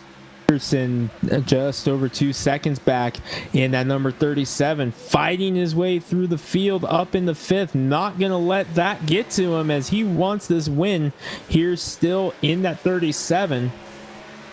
Trying to get a run, a little bit of a slide off of turn number 4. We'll see what it was, or what it is this time. Shaves 2/10 off, but so does Tidrick. They're hanging at about a second between them consistently, talking about the 72 and the 37. Tidrick, though, is knocking on the door of Raz and Brightsman before too long. I think if this thing stays green for about 5 more laps, you're going to have Tidrick knocking on the door. Knock, knock. He's within 1 second. And looking like more smoother compared to the others who have been fighting for a while. There is lap traffic, as mentioned, up ahead. Corey Walters, Bryce Clark, who are fighting for position, are 18th and 19th. They are within about 10-15 car lengths of your race leaders.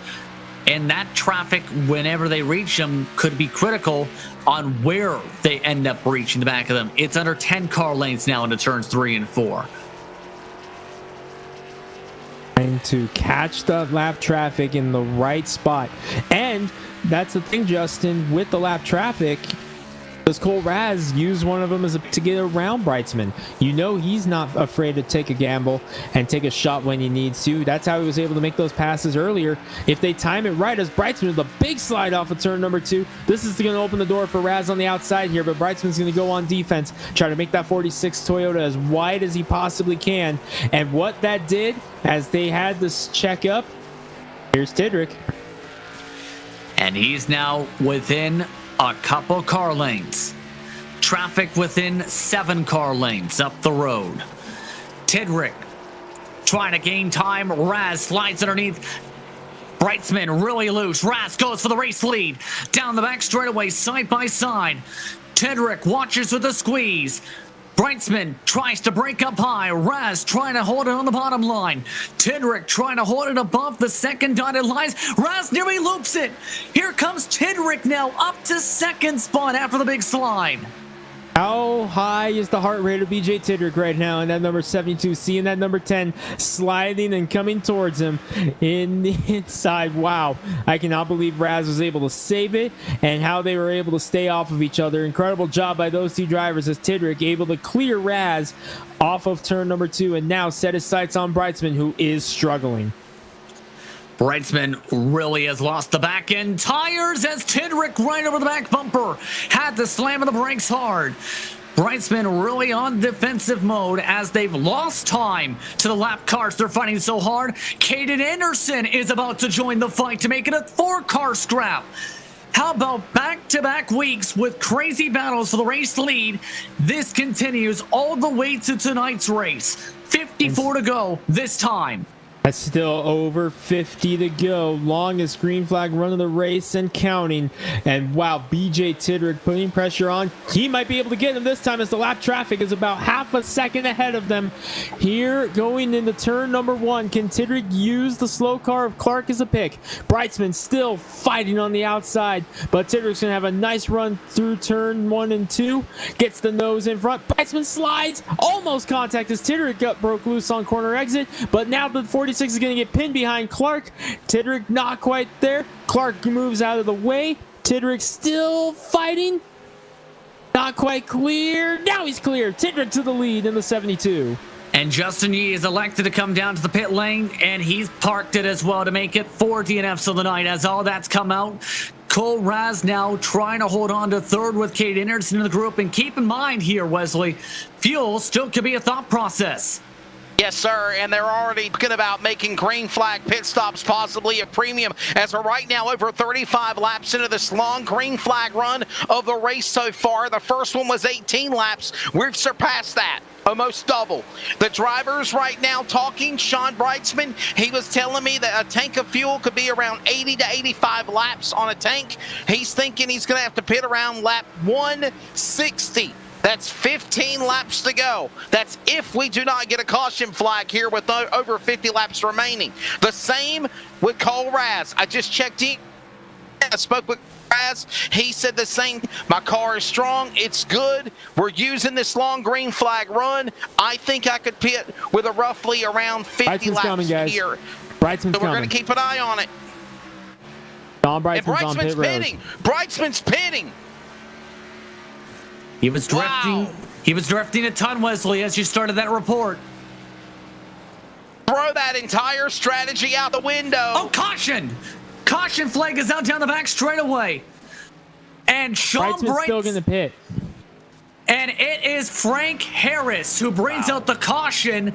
Brightsman got going. Brightsman did not pit. He saw the caution was Brightsman out and didn't made pit, it out. guys. He did not pit. 46 did not pit. Let's take a look at the replay as Frank Harris loops it down the backstretch. And there goes the track position for Brightsman as a result. Wow.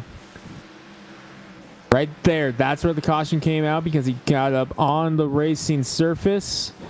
Not at enough speed. Wow. And the guy who's not going to be happy. Strategy. And the guy who's not going to be happy about that is the race leader, BJ Titter, because he likes the long run. He was loving what he was seeing right there out of the 72.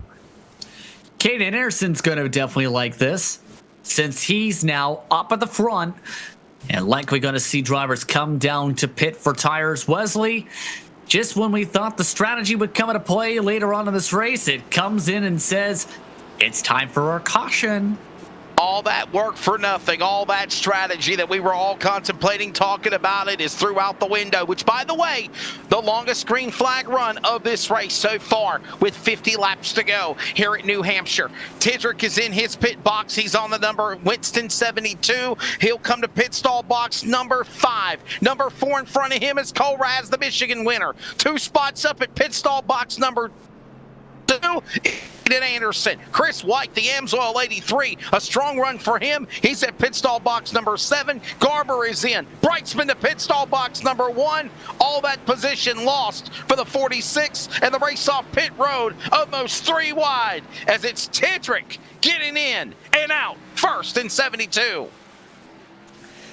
What a race it's been now.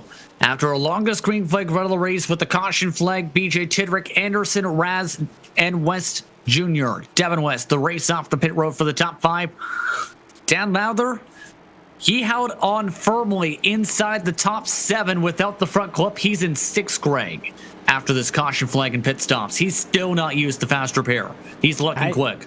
I think that would have been when I would have used it if I was a 63. I think right there, the way that long run went, maybe you might hit this thing green to the way or rest of the race the way that went. So if I was Lowther, I would have taken it there. Possibly, unless you're expecting more craziness. I mean, Seth Frazier. Yeah. Seth Frazier's going to take the wave around. Sorry, Justin. Was going to say yes, and this helps out him because this gets him back on the lead lap. If he gets a quick caution, Frazier could have used the fast repair. Or, yeah. He went low. He went low there. I thought he was going to slow up and let them go, so threw me off for just a second, but it looks like that is the intention of the 32, is to take this wave around. Yes, indeed. It would be smart there. He was towards the Lucky Dog spot. It went to Bryce Clark instead, as at the time of the caution flag, he was just lapped a prior lap. So, overall, with the wave around 17 cars on the lead lap, 47 to go, coming up to 46 when the green flag flies. It's BJ Tidrick, Caden Anderson, Cole Raz, Dan West Jr., Devin West, Dan Lowther, Stephen O'Hare, Chris White, Jeff Stabnow, John Ottenbacher. We haven't mentioned his name all night, rounding out the top 10. Right now, biggest dropper is Sean Brightsman, who is definitely kicking himself likely after deciding, you know what, the tires are starting to go off, let's come in. Caution immediately comes out. It could have been worse, though. Next lap, he could have been pinned. Yeah, I saw a question in the chat asking why Brightsman came down pit road if he wasn't going to take service. He was already on pit road when the caution came out. He was already on there. And then he realized, oh crap, I can't pit now because I'm going to get a penalty and it's going to be even worse for pitting on the closed pit road. Even though he was already on pit road, he could not take service. So he had to gun it and get back out there and pit at the tail end of the field. So that could have been a disaster for Brightsman. Unfortunately, coming out and just taking the loss to track position, that ultimately was the best move for Brightsman there. Green flags out, back and away. BJ Tidrick, Caden Anderson in control of the field. Cole Raz and Dan West Jr. in the top 4. It's going to be interesting who comes away with this. Anderson looks to plow his way up the high side. Big squeeze on Tidrick for the race lead. Off of turn 2, he slides up. Tidrick with a better run down the back straightaway into turn 3. He tries to go on hard on the brakes. Anderson tries to go later on the brakes to the outside. He squeezes into 3 and 4 and takes the race lead. Still trying to fight is that 37 car, and I'm expecting that on the short run because we know Tidrick's car, he prefers it on the long run. Not surprised to see Anderson able to break through on the short run as he's almost clear. Ooh, almost contact as they break loose just a little bit. Tidrick coming up trying to side draft with the 37. This is allowing Raz to get back up into the picture as well. And remember, BJ Tidrick needs this for a chance to lock himself into the championship 4 and not have to panic about Texas. Only Seth Frazier is locked in after 2 races, especially with playoff spoilers being a constant threat, including drivers like Anderson. Tidrick, though, drops back to 2nd. Cole Raz now heats up for 3rd. Tidrick had to push up the track in the 72 and let up off the throttle. That's what allowed Anderson to clear him. Dan West Jr. had a big slide off of turn number 2, and Devin to the inside able to get 4th. We've talked about him a couple times. Devin West still very much a player in this race as well as Father Dan. Both West family racing drivers still very, very much players in this one. 100%, especially if things continue to go the way they are looking. Tidrick nearly slaps the wall, though. Cole Raz now with the burst of speed into turn 3. He late arcs near contact again as Tidrick does not want to give up 1 inch. And that's to be expected with him being the highest running playoff driver, still with 42 laps to go. Raz wants to keep up with his friend. Tidrick wants to keep up with the lead. Cole Raz nearly has it play out his way. He's loose again, still just about clear, heading towards turn 3 this time. Devin West in the 5 car. He was using that dirt track background right there off turn number 2. Let me tell you, off of turn number 2, he was sawing on that wheel trying to keep it pointed straight. That dirt track background came in big there for Devin. Yeah, these cars have been very loose, we talked about, but the grip is at its highest peak yet, just about. Lots of rubber built up, Greg. 95 degrees now the track, Tim. It's to where it's not like it was in practice in the start of the race where everyone was snapping around. Drivers try to settle things down. I'm watching Brightsman in the 46. He is up to 12th now as he gets around Casey Garber in the 94. Going after Ottenbacher now. A couple Team LSR TV drivers in 11th and 12th. Brightsman slowly making his way through the field, but that unfortunate break on pit road may have cost him this race because I don't know if he can get all the way up there with how much speed is in the 37, the 10, the 72 and company up there. You never know, though, when it comes to strategy, when it comes to Brightsman and bold calls. He's tried some bold calls and have made a few of them work tonight as Ottenbacher slides up the racetrack, letting him go, it looks like, into turn 1 this time. Devin West, meanwhile, has caught BJ Tidrick in the battle for 3rd position up the road. That's side by side down the backstretch. Devin West not able to get the run at the moment as Brightsman is clear on Ottenbacher. West trying to get a move on Tidrick, and he kind of slid up the track just a hair there, but was able to keep the momentum going. Devin in a drag race with Tidrick down the backstretch, and we're seeing what we saw earlier. Tidrick's car not as good on the short run as Devin continues to fight there. Tidrick, he needs that long run to really get going, but with how hard he's wheeling it right now, I don't know if he would have as big an advantage. Big mistake from down low. They're just damaged O'Hare's front nose, even worse than the time they made contact before of note. Oh, wow. It's now a choo-choo train with Devin West, BJ Tidrick, Dan West Jr., Jeff Stabnow. The cars as Stabnow nearly fell off as the caboose. Jeff Stabnow was worried about this race. And that number 24, he was turning practice laps on Saturday, and he said he was worried about this race with how this setup was driving, and we've been quiet. We haven't mentioned Jeff Stabnow a whole lot here tonight, but here he is in 6th, trying to get himself up there at the end. Right behind several of the drivers here. Tidrick is cycled in. 36 to go. Cole Raz, one of the quickest cars on the racetrack, quicker than the race leader now by a 10th and a half. Half a second between Raz and Anderson as they shoot off into turn number 3. Anderson trying to hold off Raz. Is it Anderson's turn? Raz has gotten the last 2 Northwest Racing Series victories. Caden Anderson, he's still looking for that second career cup victory. The teammates battling it out again. We knew how much speed both these drivers have. Now that they've hooked up and they're working together, oh boy, this could be a threat for years to come in Northwest Racing Series competition. Absolutely. They've been both very quick all year long. If it wasn't for Anderson missing a race during the summertime, he's likely battling for the championship right now since he started part-time, then moved to full-time, and essentially need to make every single race with just about max points in some of them to be able to lock himself in. Didn't get to the top 16 with that to be able to make the playoffs with that victory at Las Vegas, and now looks to try and add more hardware to his trophy case. While Cole Raz looks to go 3 for 3 in Northwest Racing Series action. Raz a little bit loose, though, off the corner last time by. Knew he smacked the wall in turn 2. And we talk about Anderson missing a race. That's a product of him getting home from work just barely in time to make these races a lot, because he lives in Yakima, Washington. He works in the Tri-Cities. For those in the Northwest, you guys know what I'm talking about. That's not just the quick hop, skip, and a jump. That's about an hour and a half drive. Hour and a half, depending on weather and traffic conditions. But that's quite the haul from work to home every night. Anderson gets in the door just barely in time to make driver's meeting most nights. So unfortunately, one of those nights just got caught up in traffic, had something happen on the way home from work, had to stay late, whatever the situation was, didn't make it in time.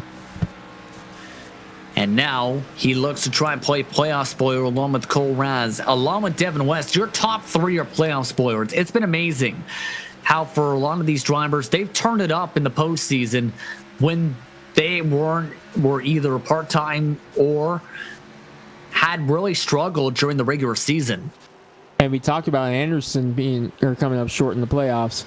How about Devin West? What would he have been able to do in the playoffs if he had qualified in? Because he didn't even make the playoffs. He came up 1 spot short. Here he is leading the LSR TV Best of the Rest because he won 2 races in the first round of the playoffs. Wasn't in the playoffs. He was another one who would be right there battling it out with Anderson, West and Anderson would both no doubt be competing for a championship right now had they both made the playoffs.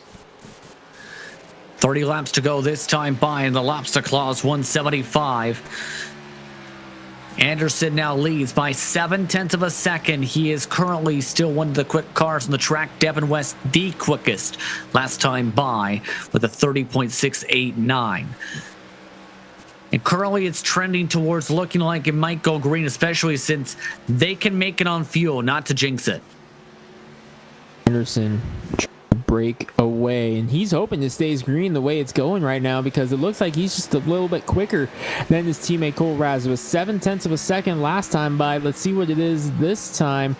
About 7.5 tenths. So Anderson just a little bit quicker than his teammate Cole Raz right now. The more that goes away and the more laps click away, we're inside 30 to go now. Anderson's got to love seeing this. He's hoping it stays green the rest of the way. However, now we're starting to get into that ballpark of keeping your eye on Tidrick. He's 2.2 seconds back. He likes the long run in the 72. 2.2 back of the race leaders right now, but he doesn't have him slicing and dicing up in front of him like he had with Raz and Brightsman in that time. But he is quicker. He did shave 0.2 of a second off in that number 72. Look out, the Winston Ford might not be done just yet.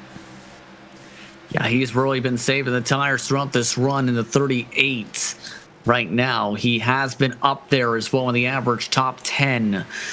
Just about half a tenth, though, off the times of Anderson, Raz, and West. A couple battles are starting to form up, rather. Dan Lowther and Sean Brightsman fighting for 6th position are side by side down the front straightaway, with Brightsman with the edge over Lowther in his no front clip. Jeff Stabnow, Tyler Kane are also in that grouping. You also have Stephen O'Hare and Chris White just outside that range. That's a little bit behind your race leaders by about 6 seconds at the moment. Jeff Stabnow go full send there in the turn number 1, getting up almost into the wall, trying to pass both Lowther and Brightsman for 3rd there, or position, sorry.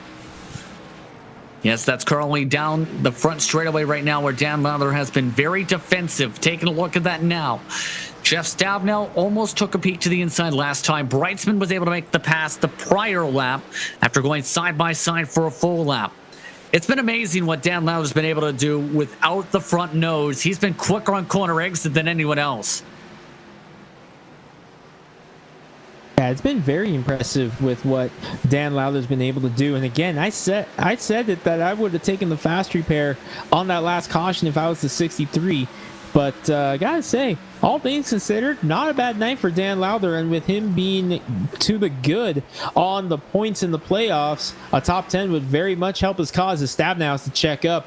They're going into turn number 1, almost getting in the back of Lowther, who's just trying to hang on at this point. Tyler King going to make a move to the inside of Stabnow, but all things considered, this has been very, very good for Lowther. Jeff Stabnow cost a position to Tyler King, as mentioned, as a result of that. By the way, Tyler King, or rather Cole Raz, he's been reeled in by Devin West. He has fallen off by 0.2 a lap. So the battle for 2nd position is now heating up in turn 3 with 23 to go. Jeff Stabnow towards the wall, also gets passed by Stephen O'Hare now.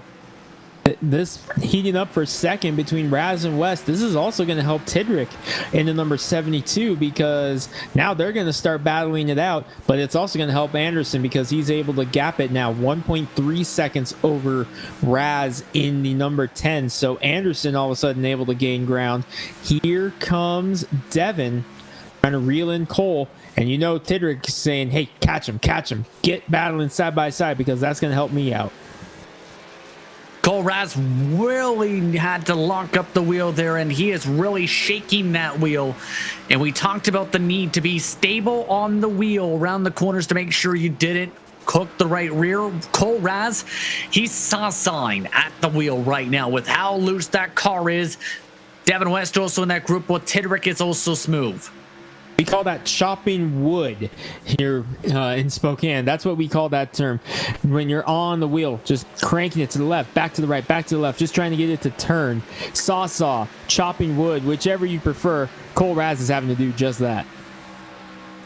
Yes, indeed.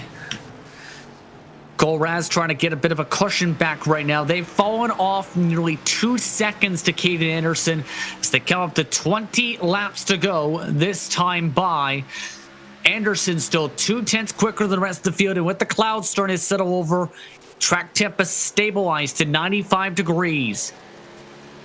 Anderson still leading, but coming up on some lap traffic as they have got a big cloud now. Justin, this is the biggest cloud of the day, and that's going to really help put some grip in as Bryce Clark just moves out of the way of Anderson to let him go. 20 laps to go here in this one, and the track temp cooling off. They got a big cloud right now. This is going to be the most grip in the racetrack all day. Absolutely, especially with things to where some people are still burning up those right rears. Cole Raz really over the racetrack. You've seen the backdrop of your race leader. Lost another 0.2 as a result.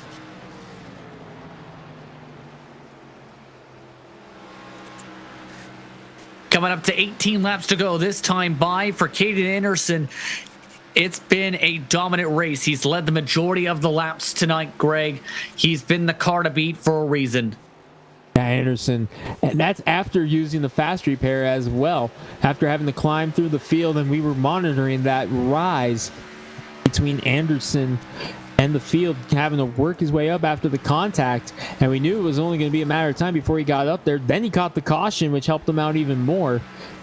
Now here he is leading the way late as we just try to click laps away. Front straightaway. Tyler King spins around at the start and finish line, the 44. And this changes everything. Yes, sir. And we'll take a look at what happened as he ends up losing it on his own, it appears.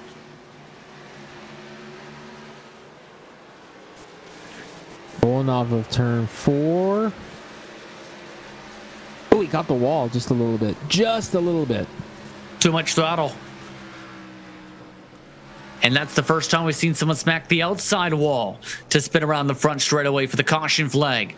But this will mean a restart with under 15 to go. And get your strategy caps out, folks. This could get fun.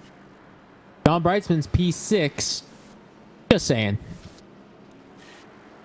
Yeah, this is going to be where several drivers are still catching up to the field. 16 around the lead lap. This will also upset Frazier being in a position to get himself back on even footing tires. He was already within range of getting lapped before that, Wesley. The rest of the cars to you. Hey, could you say this could be the money stop? They're coming in. Caden Anderson, Raz, West, Tidrick, West Jr., Brightsman, Lowther, O'Hare, Stabnow, Burke, White, Audenbacher, Garber, Paulison, King, and Frazier. At least everyone in the top 15 is in to their pit boxes, ready to go. Pit stall 1 is Brightsman. Pit stall 2 is Anderson. And away they roll. It's going to be 4 tires, it looks like, for Sean Brightsman.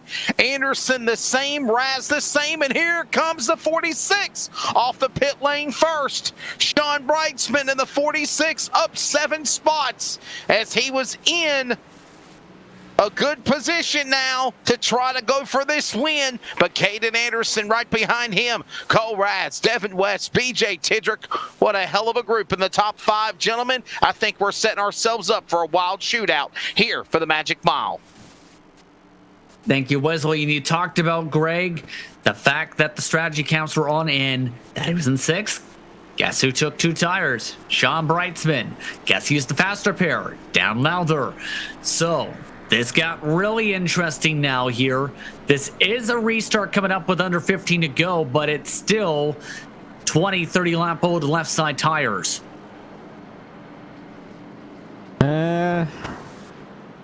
We knew he was going to do it, but I'm not sure I agree with it this time. But then again, I feel like I say that every time he takes 2 tires, and he always proves me wrong in this one.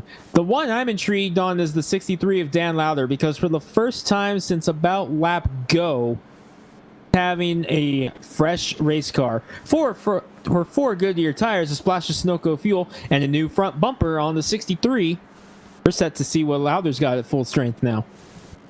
By the way, lucky dog was Frank Harris. This caution Bryce Clark expecting to take the wave around this time.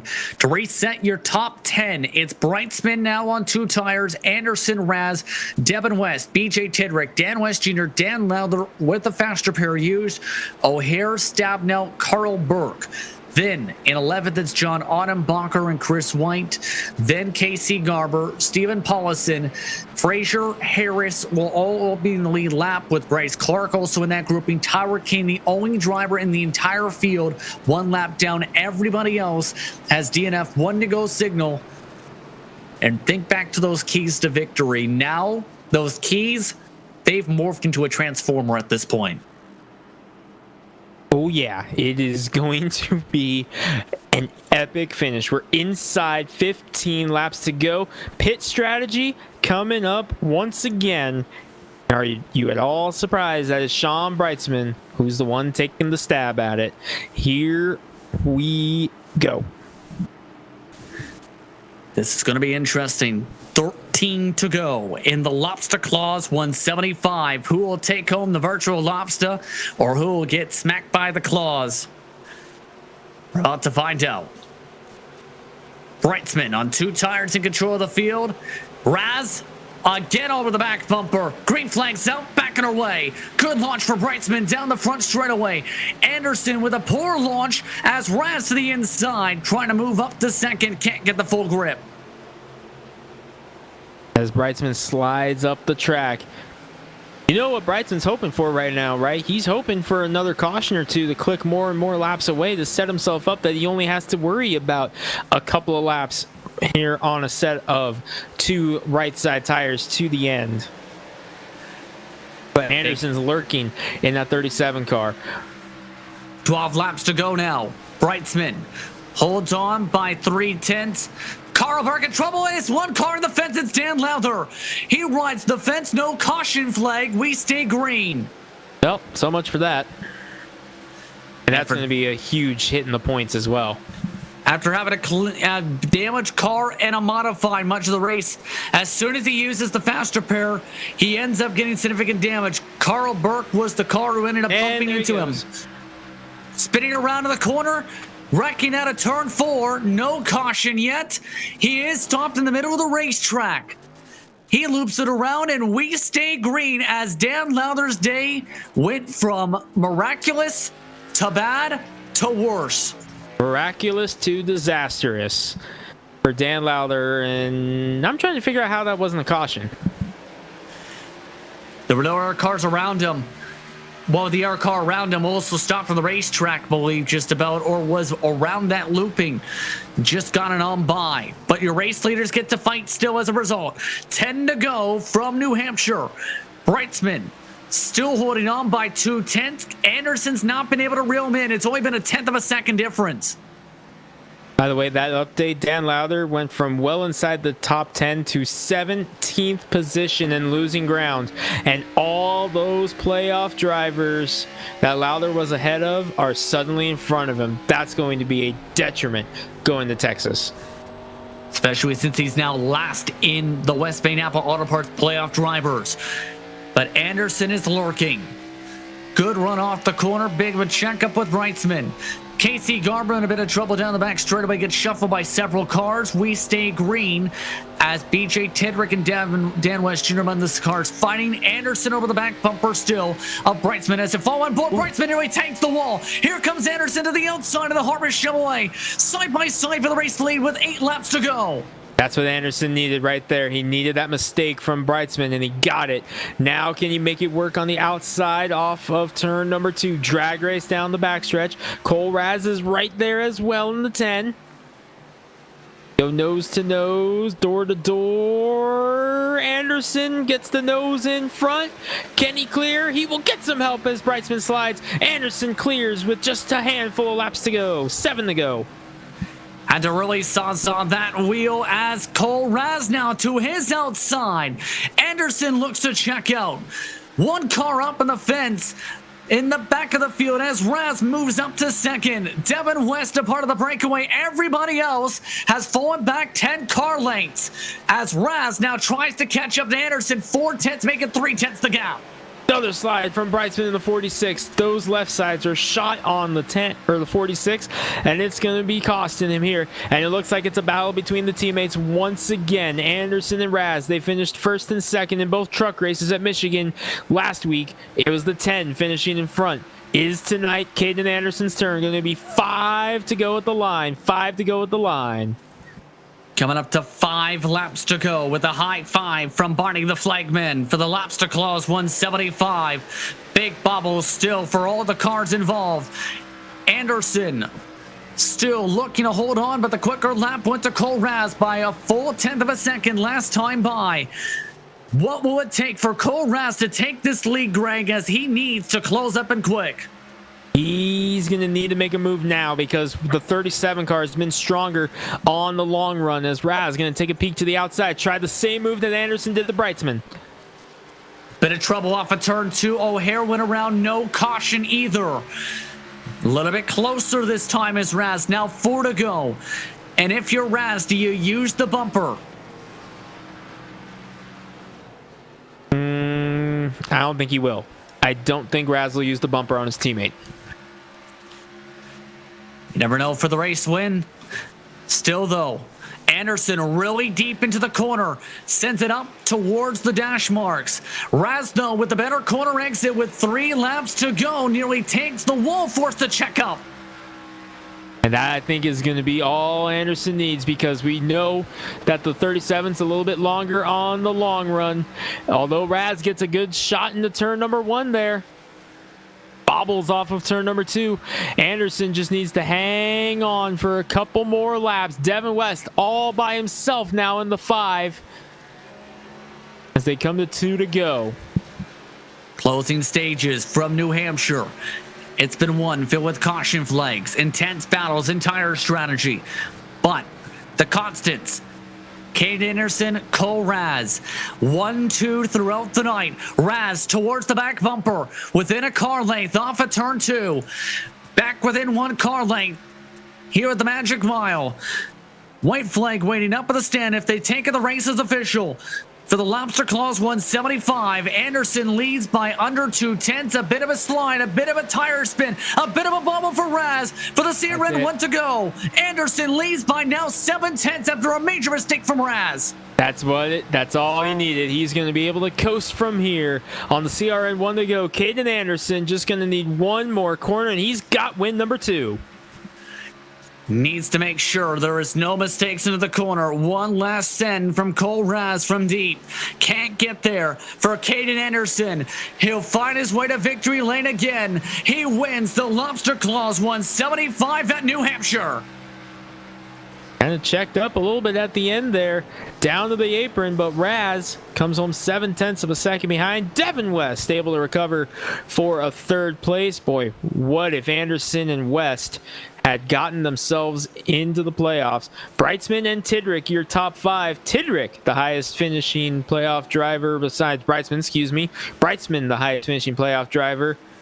But another non-playoff driver winning, Justin, that means minimum of 2 drivers will be going to Phoenix on points. Hey, Justin and Greg, there is a big celebration on the pit lane. You see Devin West give him a little shot there, a love tap for celebration. Cole Raz, the relationship, the friendship that Anderson and Raz have. Raz won last week at Michigan. Anderson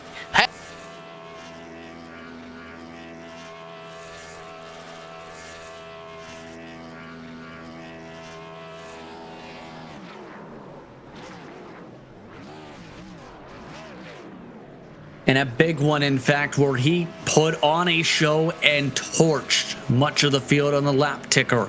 Led a majority of the laps as Cole Raz comes to say hello. 95 laps led. Let's take a look at your unofficial race results as the Northwest Racing Series celebration crew comes to give him a high. Cade Anderson wins by 7/10 of a second over Cole Raz. They finish 1-2 once more, this time with Anderson taking the checkered. Devin West rounds out the top 3. We'll be speaking with those drivers in just a few moments, while Sean Breitzman, BJ Tidrick rounding out the top 5. Dan West Jr. and Seth Frazier finished 6th and 7th, with Jeff Stabno in 8th. Carl Burke and Chris White rounded out your top 10. Going to be Otto, John Ottenbacher, number 89, coming home in 11th. C. Garber had the lead on a restart, comes home in 12th. He's doing the Kurt Busch unwind lap, doing a full lap in reverse in the 94 as we wrap things up. Stephen Paulison, playoff driver, in 13th. That's big for him. Frank Harris, Stephen O'Hare, Bryce Clark. And then we mentioned it's big for Paulison because it means he finishes ahead of Dan Lowther, who was above the playoff cut line entering. He's going to have work to do in Texas here after the turn of the new year. Tyler King, Corey Walters, and Justin Yee, your top 20. 21st spot goes to William Fletcher, Scott Hutchinson, James Vining, Eric Cheney, rounding out your drivers for tonight. For Cheney, DNS for him, though I believe he was watching along from the stands from tonight's action. An interesting race for the Lobster Claws 175. Post-race coverage coming up in just a moment. You're watching and listening to LSR TV and CRN Sports for coverage of the Northwest Racing Series and its Cup Series. Race 3, Round 2 of the West Bank Napa Auto Parts Playoffs.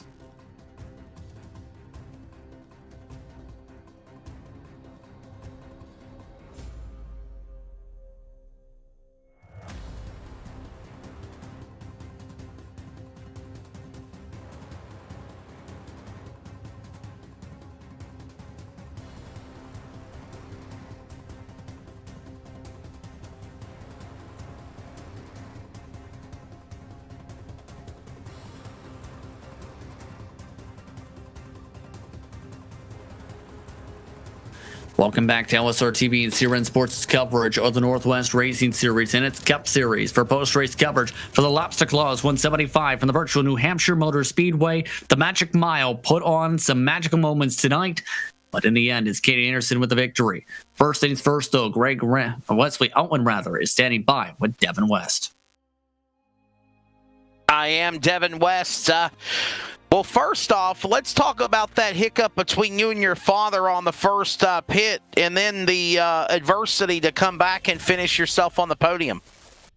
Yeah, I don't know what that was about. I was just going to pit, and usually you can drive through people, but apparently now, I really have no idea. I just drove right through my dad and dumped him in the pit lane. So I don't know what that's all about, but it didn't happen again. So yeah, definitely a rush of the night. I had sat down tonight.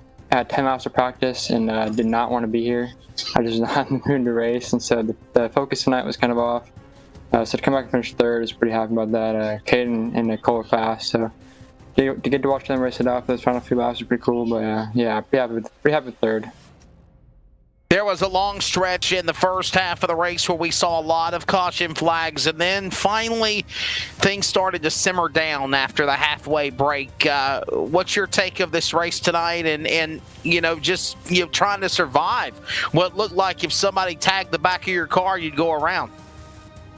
Yeah, this was the worst car I think I've ever driven in iRacing in this league, at least. And nobody's fault, it's just the setup we all ran.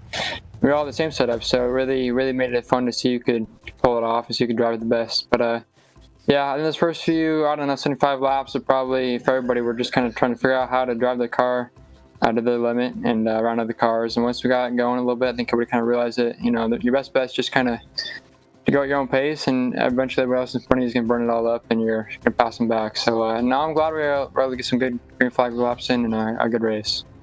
Got a nice long break until January the 4th when we're at No Limits Texas Motor Speedway.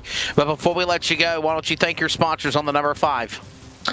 Yeah, Kenny's Custom Hardwood, Effective Web Solutions, Washington Cedar Supply, SRTV. You guys have been doing a great job every week. And John, Jeff, Sean, my dad, I work the butts off to put this league on and give us the best cars, best everything we can. So yeah, big thank you to everybody. Devin West, he'll settle on the podium for third here tonight at the Magic Mile. Greg Rance is standing by with the runner-up, Raz. And Cole Raz, a nice run for you here tonight, up there in the top 5 pretty much all day, and it comes down once again, much like both the truck and cup last week in Michigan. It comes down to a battle between you and your teammate Caden Anderson, but tonight just couldn't get around Anderson there at the end. Yeah, I felt like we were behind him most of the night. I mean, it was just trying to get a good pit stop every time we came down pit road. But, I'm not going to lie. I thought I had something there at the end. Just a little hiccup there coming to the white. Got a little loose off 4. But, another 1-2 doesn't hurt anybody. Well, it seemed like your car was really good on the short run, but it seemed like the longer the run went, especially that run near the start where you fell back nearly outside the top 5, it seemed like the car began to go away on the long run. Was that something you were able to rectify there near the end of the race, or was that kind of plaguing you throughout the whole night? No, I feel like at the beginning there, I really wasn't trying to push anything just because of how long of a race this is. But, I feel like that first long run we had was kind of a learning curve of, just knowing what to expect when we get back to that point, for the second time we have that long run. But, I feel like at the end there where Brightsman was in front of us and we were reeling him in on that, I think the longest run we had that night. But, just figuring out which lane I can use and trying to find different areas where the leader's not running. I'm not sure how big of clean air or anything like that affects here, obviously compared to Michigan where it was huge, but just finding that second groove up there and just trying to find a little bit more each lap. Well, we head to Texas next week, 1.5 mile track, or not next week, excuse me, after the New Year's. This is the final time the Northwest Racing Series will race in 2020, but heading to Texas after a couple of weeks off, are you going to be turning laps there to get ready, or what's your plan for the next couple of weeks to get ready for Texas? I'll probably just wait until, the day of, just like I did for this race. I feel like the time we have on race day is just enough to, get your bearings under you and find out where you're stacking up on the leaderboard. But, I think Texas will be a good track for us, and, we'll see. Cole Raz, second place tonight after back-to-back wins at Michigan. Another chance to thank your sponsors. Yeah, I think SPS, Dustin Ash, Chris Pulliam, Jefferson Racing, teammate Caden Anderson there. I mean, we were comparing our tire wear there after each yellow, and really proud of him for getting that win after numerous second place finishes. So congrats to him, and go move on to Texas. Cole Raz, second place. Congratulations. Believe that Justin Prince has made his way down the victory lane, where a very, very relieved young man is sitting in victory lane after finally breaking through. Justin Prince is back with Caden Anderson. Yes, indeed, and finally breaks through after several second-place finishes throughout the campaign. His first win since that Las Vegas checkered flag in the summertime. Caden, how does it feel to be back in victory lane in the Northwest Cup Series? It feels pretty good. It's been, kind of a struggle getting back to victory lane with numerous second-place finishes in the trucks and Cup Series cars. But things happen, and we finally got back there, and glad to be at a 1-2 with my teammate Cole again. So I'm pretty happy. Talk us through the balance of trying to race against the track and the car itself, because it was a tricky setup. Drivers have said that across the radio. You were one of the more vocal ones in that regard. How tricky was this race tonight, especially as this race actually seen the track cool down as the laps turn? Yeah, I feel like towards the end there, the setup actually got a little bit better, but definitely during practice and qualifying and early on in the race, it was tough to get a handle of the car. I think the car was pretty loose, and I feel like everybody was battling loose off, but we ended up getting it figured out, and I got back to victory lane. Next race, Texas. Your thoughts there as you look to try and play spoiler once more for the playoffs? I don't have very many laps at Texas, but we'll put some laps in during the week and hopefully be up front again. Anyone you want to thank for your victory tonight? Yeah, I want to thank Harvest Chevrolet, LSR TV, and Cole Raz for being my teammate and racing out there with us. Congratulations on the checker flag. Thank you. Caden Anderson, win number 2 on the season, and a lot to talk about after this one. I'd like to thank him, Devin West, and Cole Raz for taking part in post-race coverage. But Wesley, go to you first, because tonight was a wild race, to say the very least, with lots of pit stops, lots of strategy, a fair amount of cautions, but in the end, a great finish. Yeah, very eventful for sure. This will definitely go down as one of the most unique races with the first half of the events plagued by so many cautions and finally a green flag run, a lot of strategy, a lot of went out the window. We thought we were going to see green flag pit stops, and then that went gone with that caution. But when it's said and done, Caden Anderson is, I'll say in closing, that Harvest Chevrolet has been so many times close to going to victory lane and taking that checkered flag, and he'd have to settle for the bridesmaid spot. Finally, things worked out perfectly for the driver in the 37. Big congrats to him. And I think it's only fitting to have his friend and colleague Cole Raz right there with him to help push him along to that checkered flag down the stretch for that victory. Congratulations to Caden Anderson. Hopefully everybody has a great Merry Christmas, a Happy New Year. Remember, Jesus is the reason for the season, and we will gather again on January the 4th at Texas Motor Speedway. And don't forget, because of the postponed race last Thursday night for the trucks, they will return.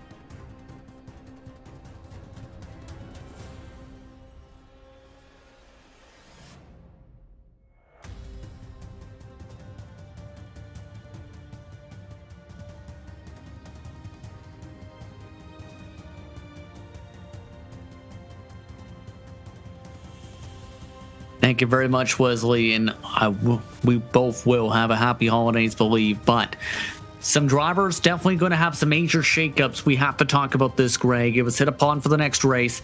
That next race is going to have a very dramatic point swing. Yes, it is. This race tonight had a very dramatic point swing because Dan Lowther, who was above the playoff cut line heading into tonight, just needed a solid run, now finds himself in 6th position, 5 points out of the playoff cut line behind Carl Burke. Dan West Jr. moves to the bubble now in the number 55 +2, and Jeff Stabnow, who was the bubble driver entering tonight, he moves up into the 3rd position behind Seth Frazier and BJ Tidrick. So minimum of 2 drivers will have to points race their way in, and for Dan Lowther, he needs to now gain 5 points on Carl Burke and Dan West Jr., and that's not going to be easy. Dan Lowther is essentially in must-win territory along with Paulson and Breitzman. Breitzman sits 21 points out of the playoff cutoff. That's it. He has to win at Texas. And we've seen him try strategy tonight. It didn't work out in his favor, but it's going to be interesting what strategies come into play in No Limits Texas. We'd like to thank you for tuning in for tonight's exciting action, whether on LSR TV or CRN Sports, for coverage of the Northwest Racing Series. We'd like to congratulate once more Caden Anderson for winning the Lobster Claws 175. But it's time to say goodbye. For my fellow broadcasters, Wesley Owen in the pits, for Greg Rentz, for Director Charles Wooden, I'm Justin Prince saying so long and have a happy holidays. This has been CRN Sports, and this has also been LSR TV, your home for sim racing. Enjoy your holiday break. This broadcast is the copyrighted work of LSR TV and may not be rebroadcast, retranslated, or used in any form without the express written consent of 52 Media LLC and iRacing.com Motorsports Simulations. LSR TV would like to thank you for your support, and we hope you enjoyed tonight's broadcast.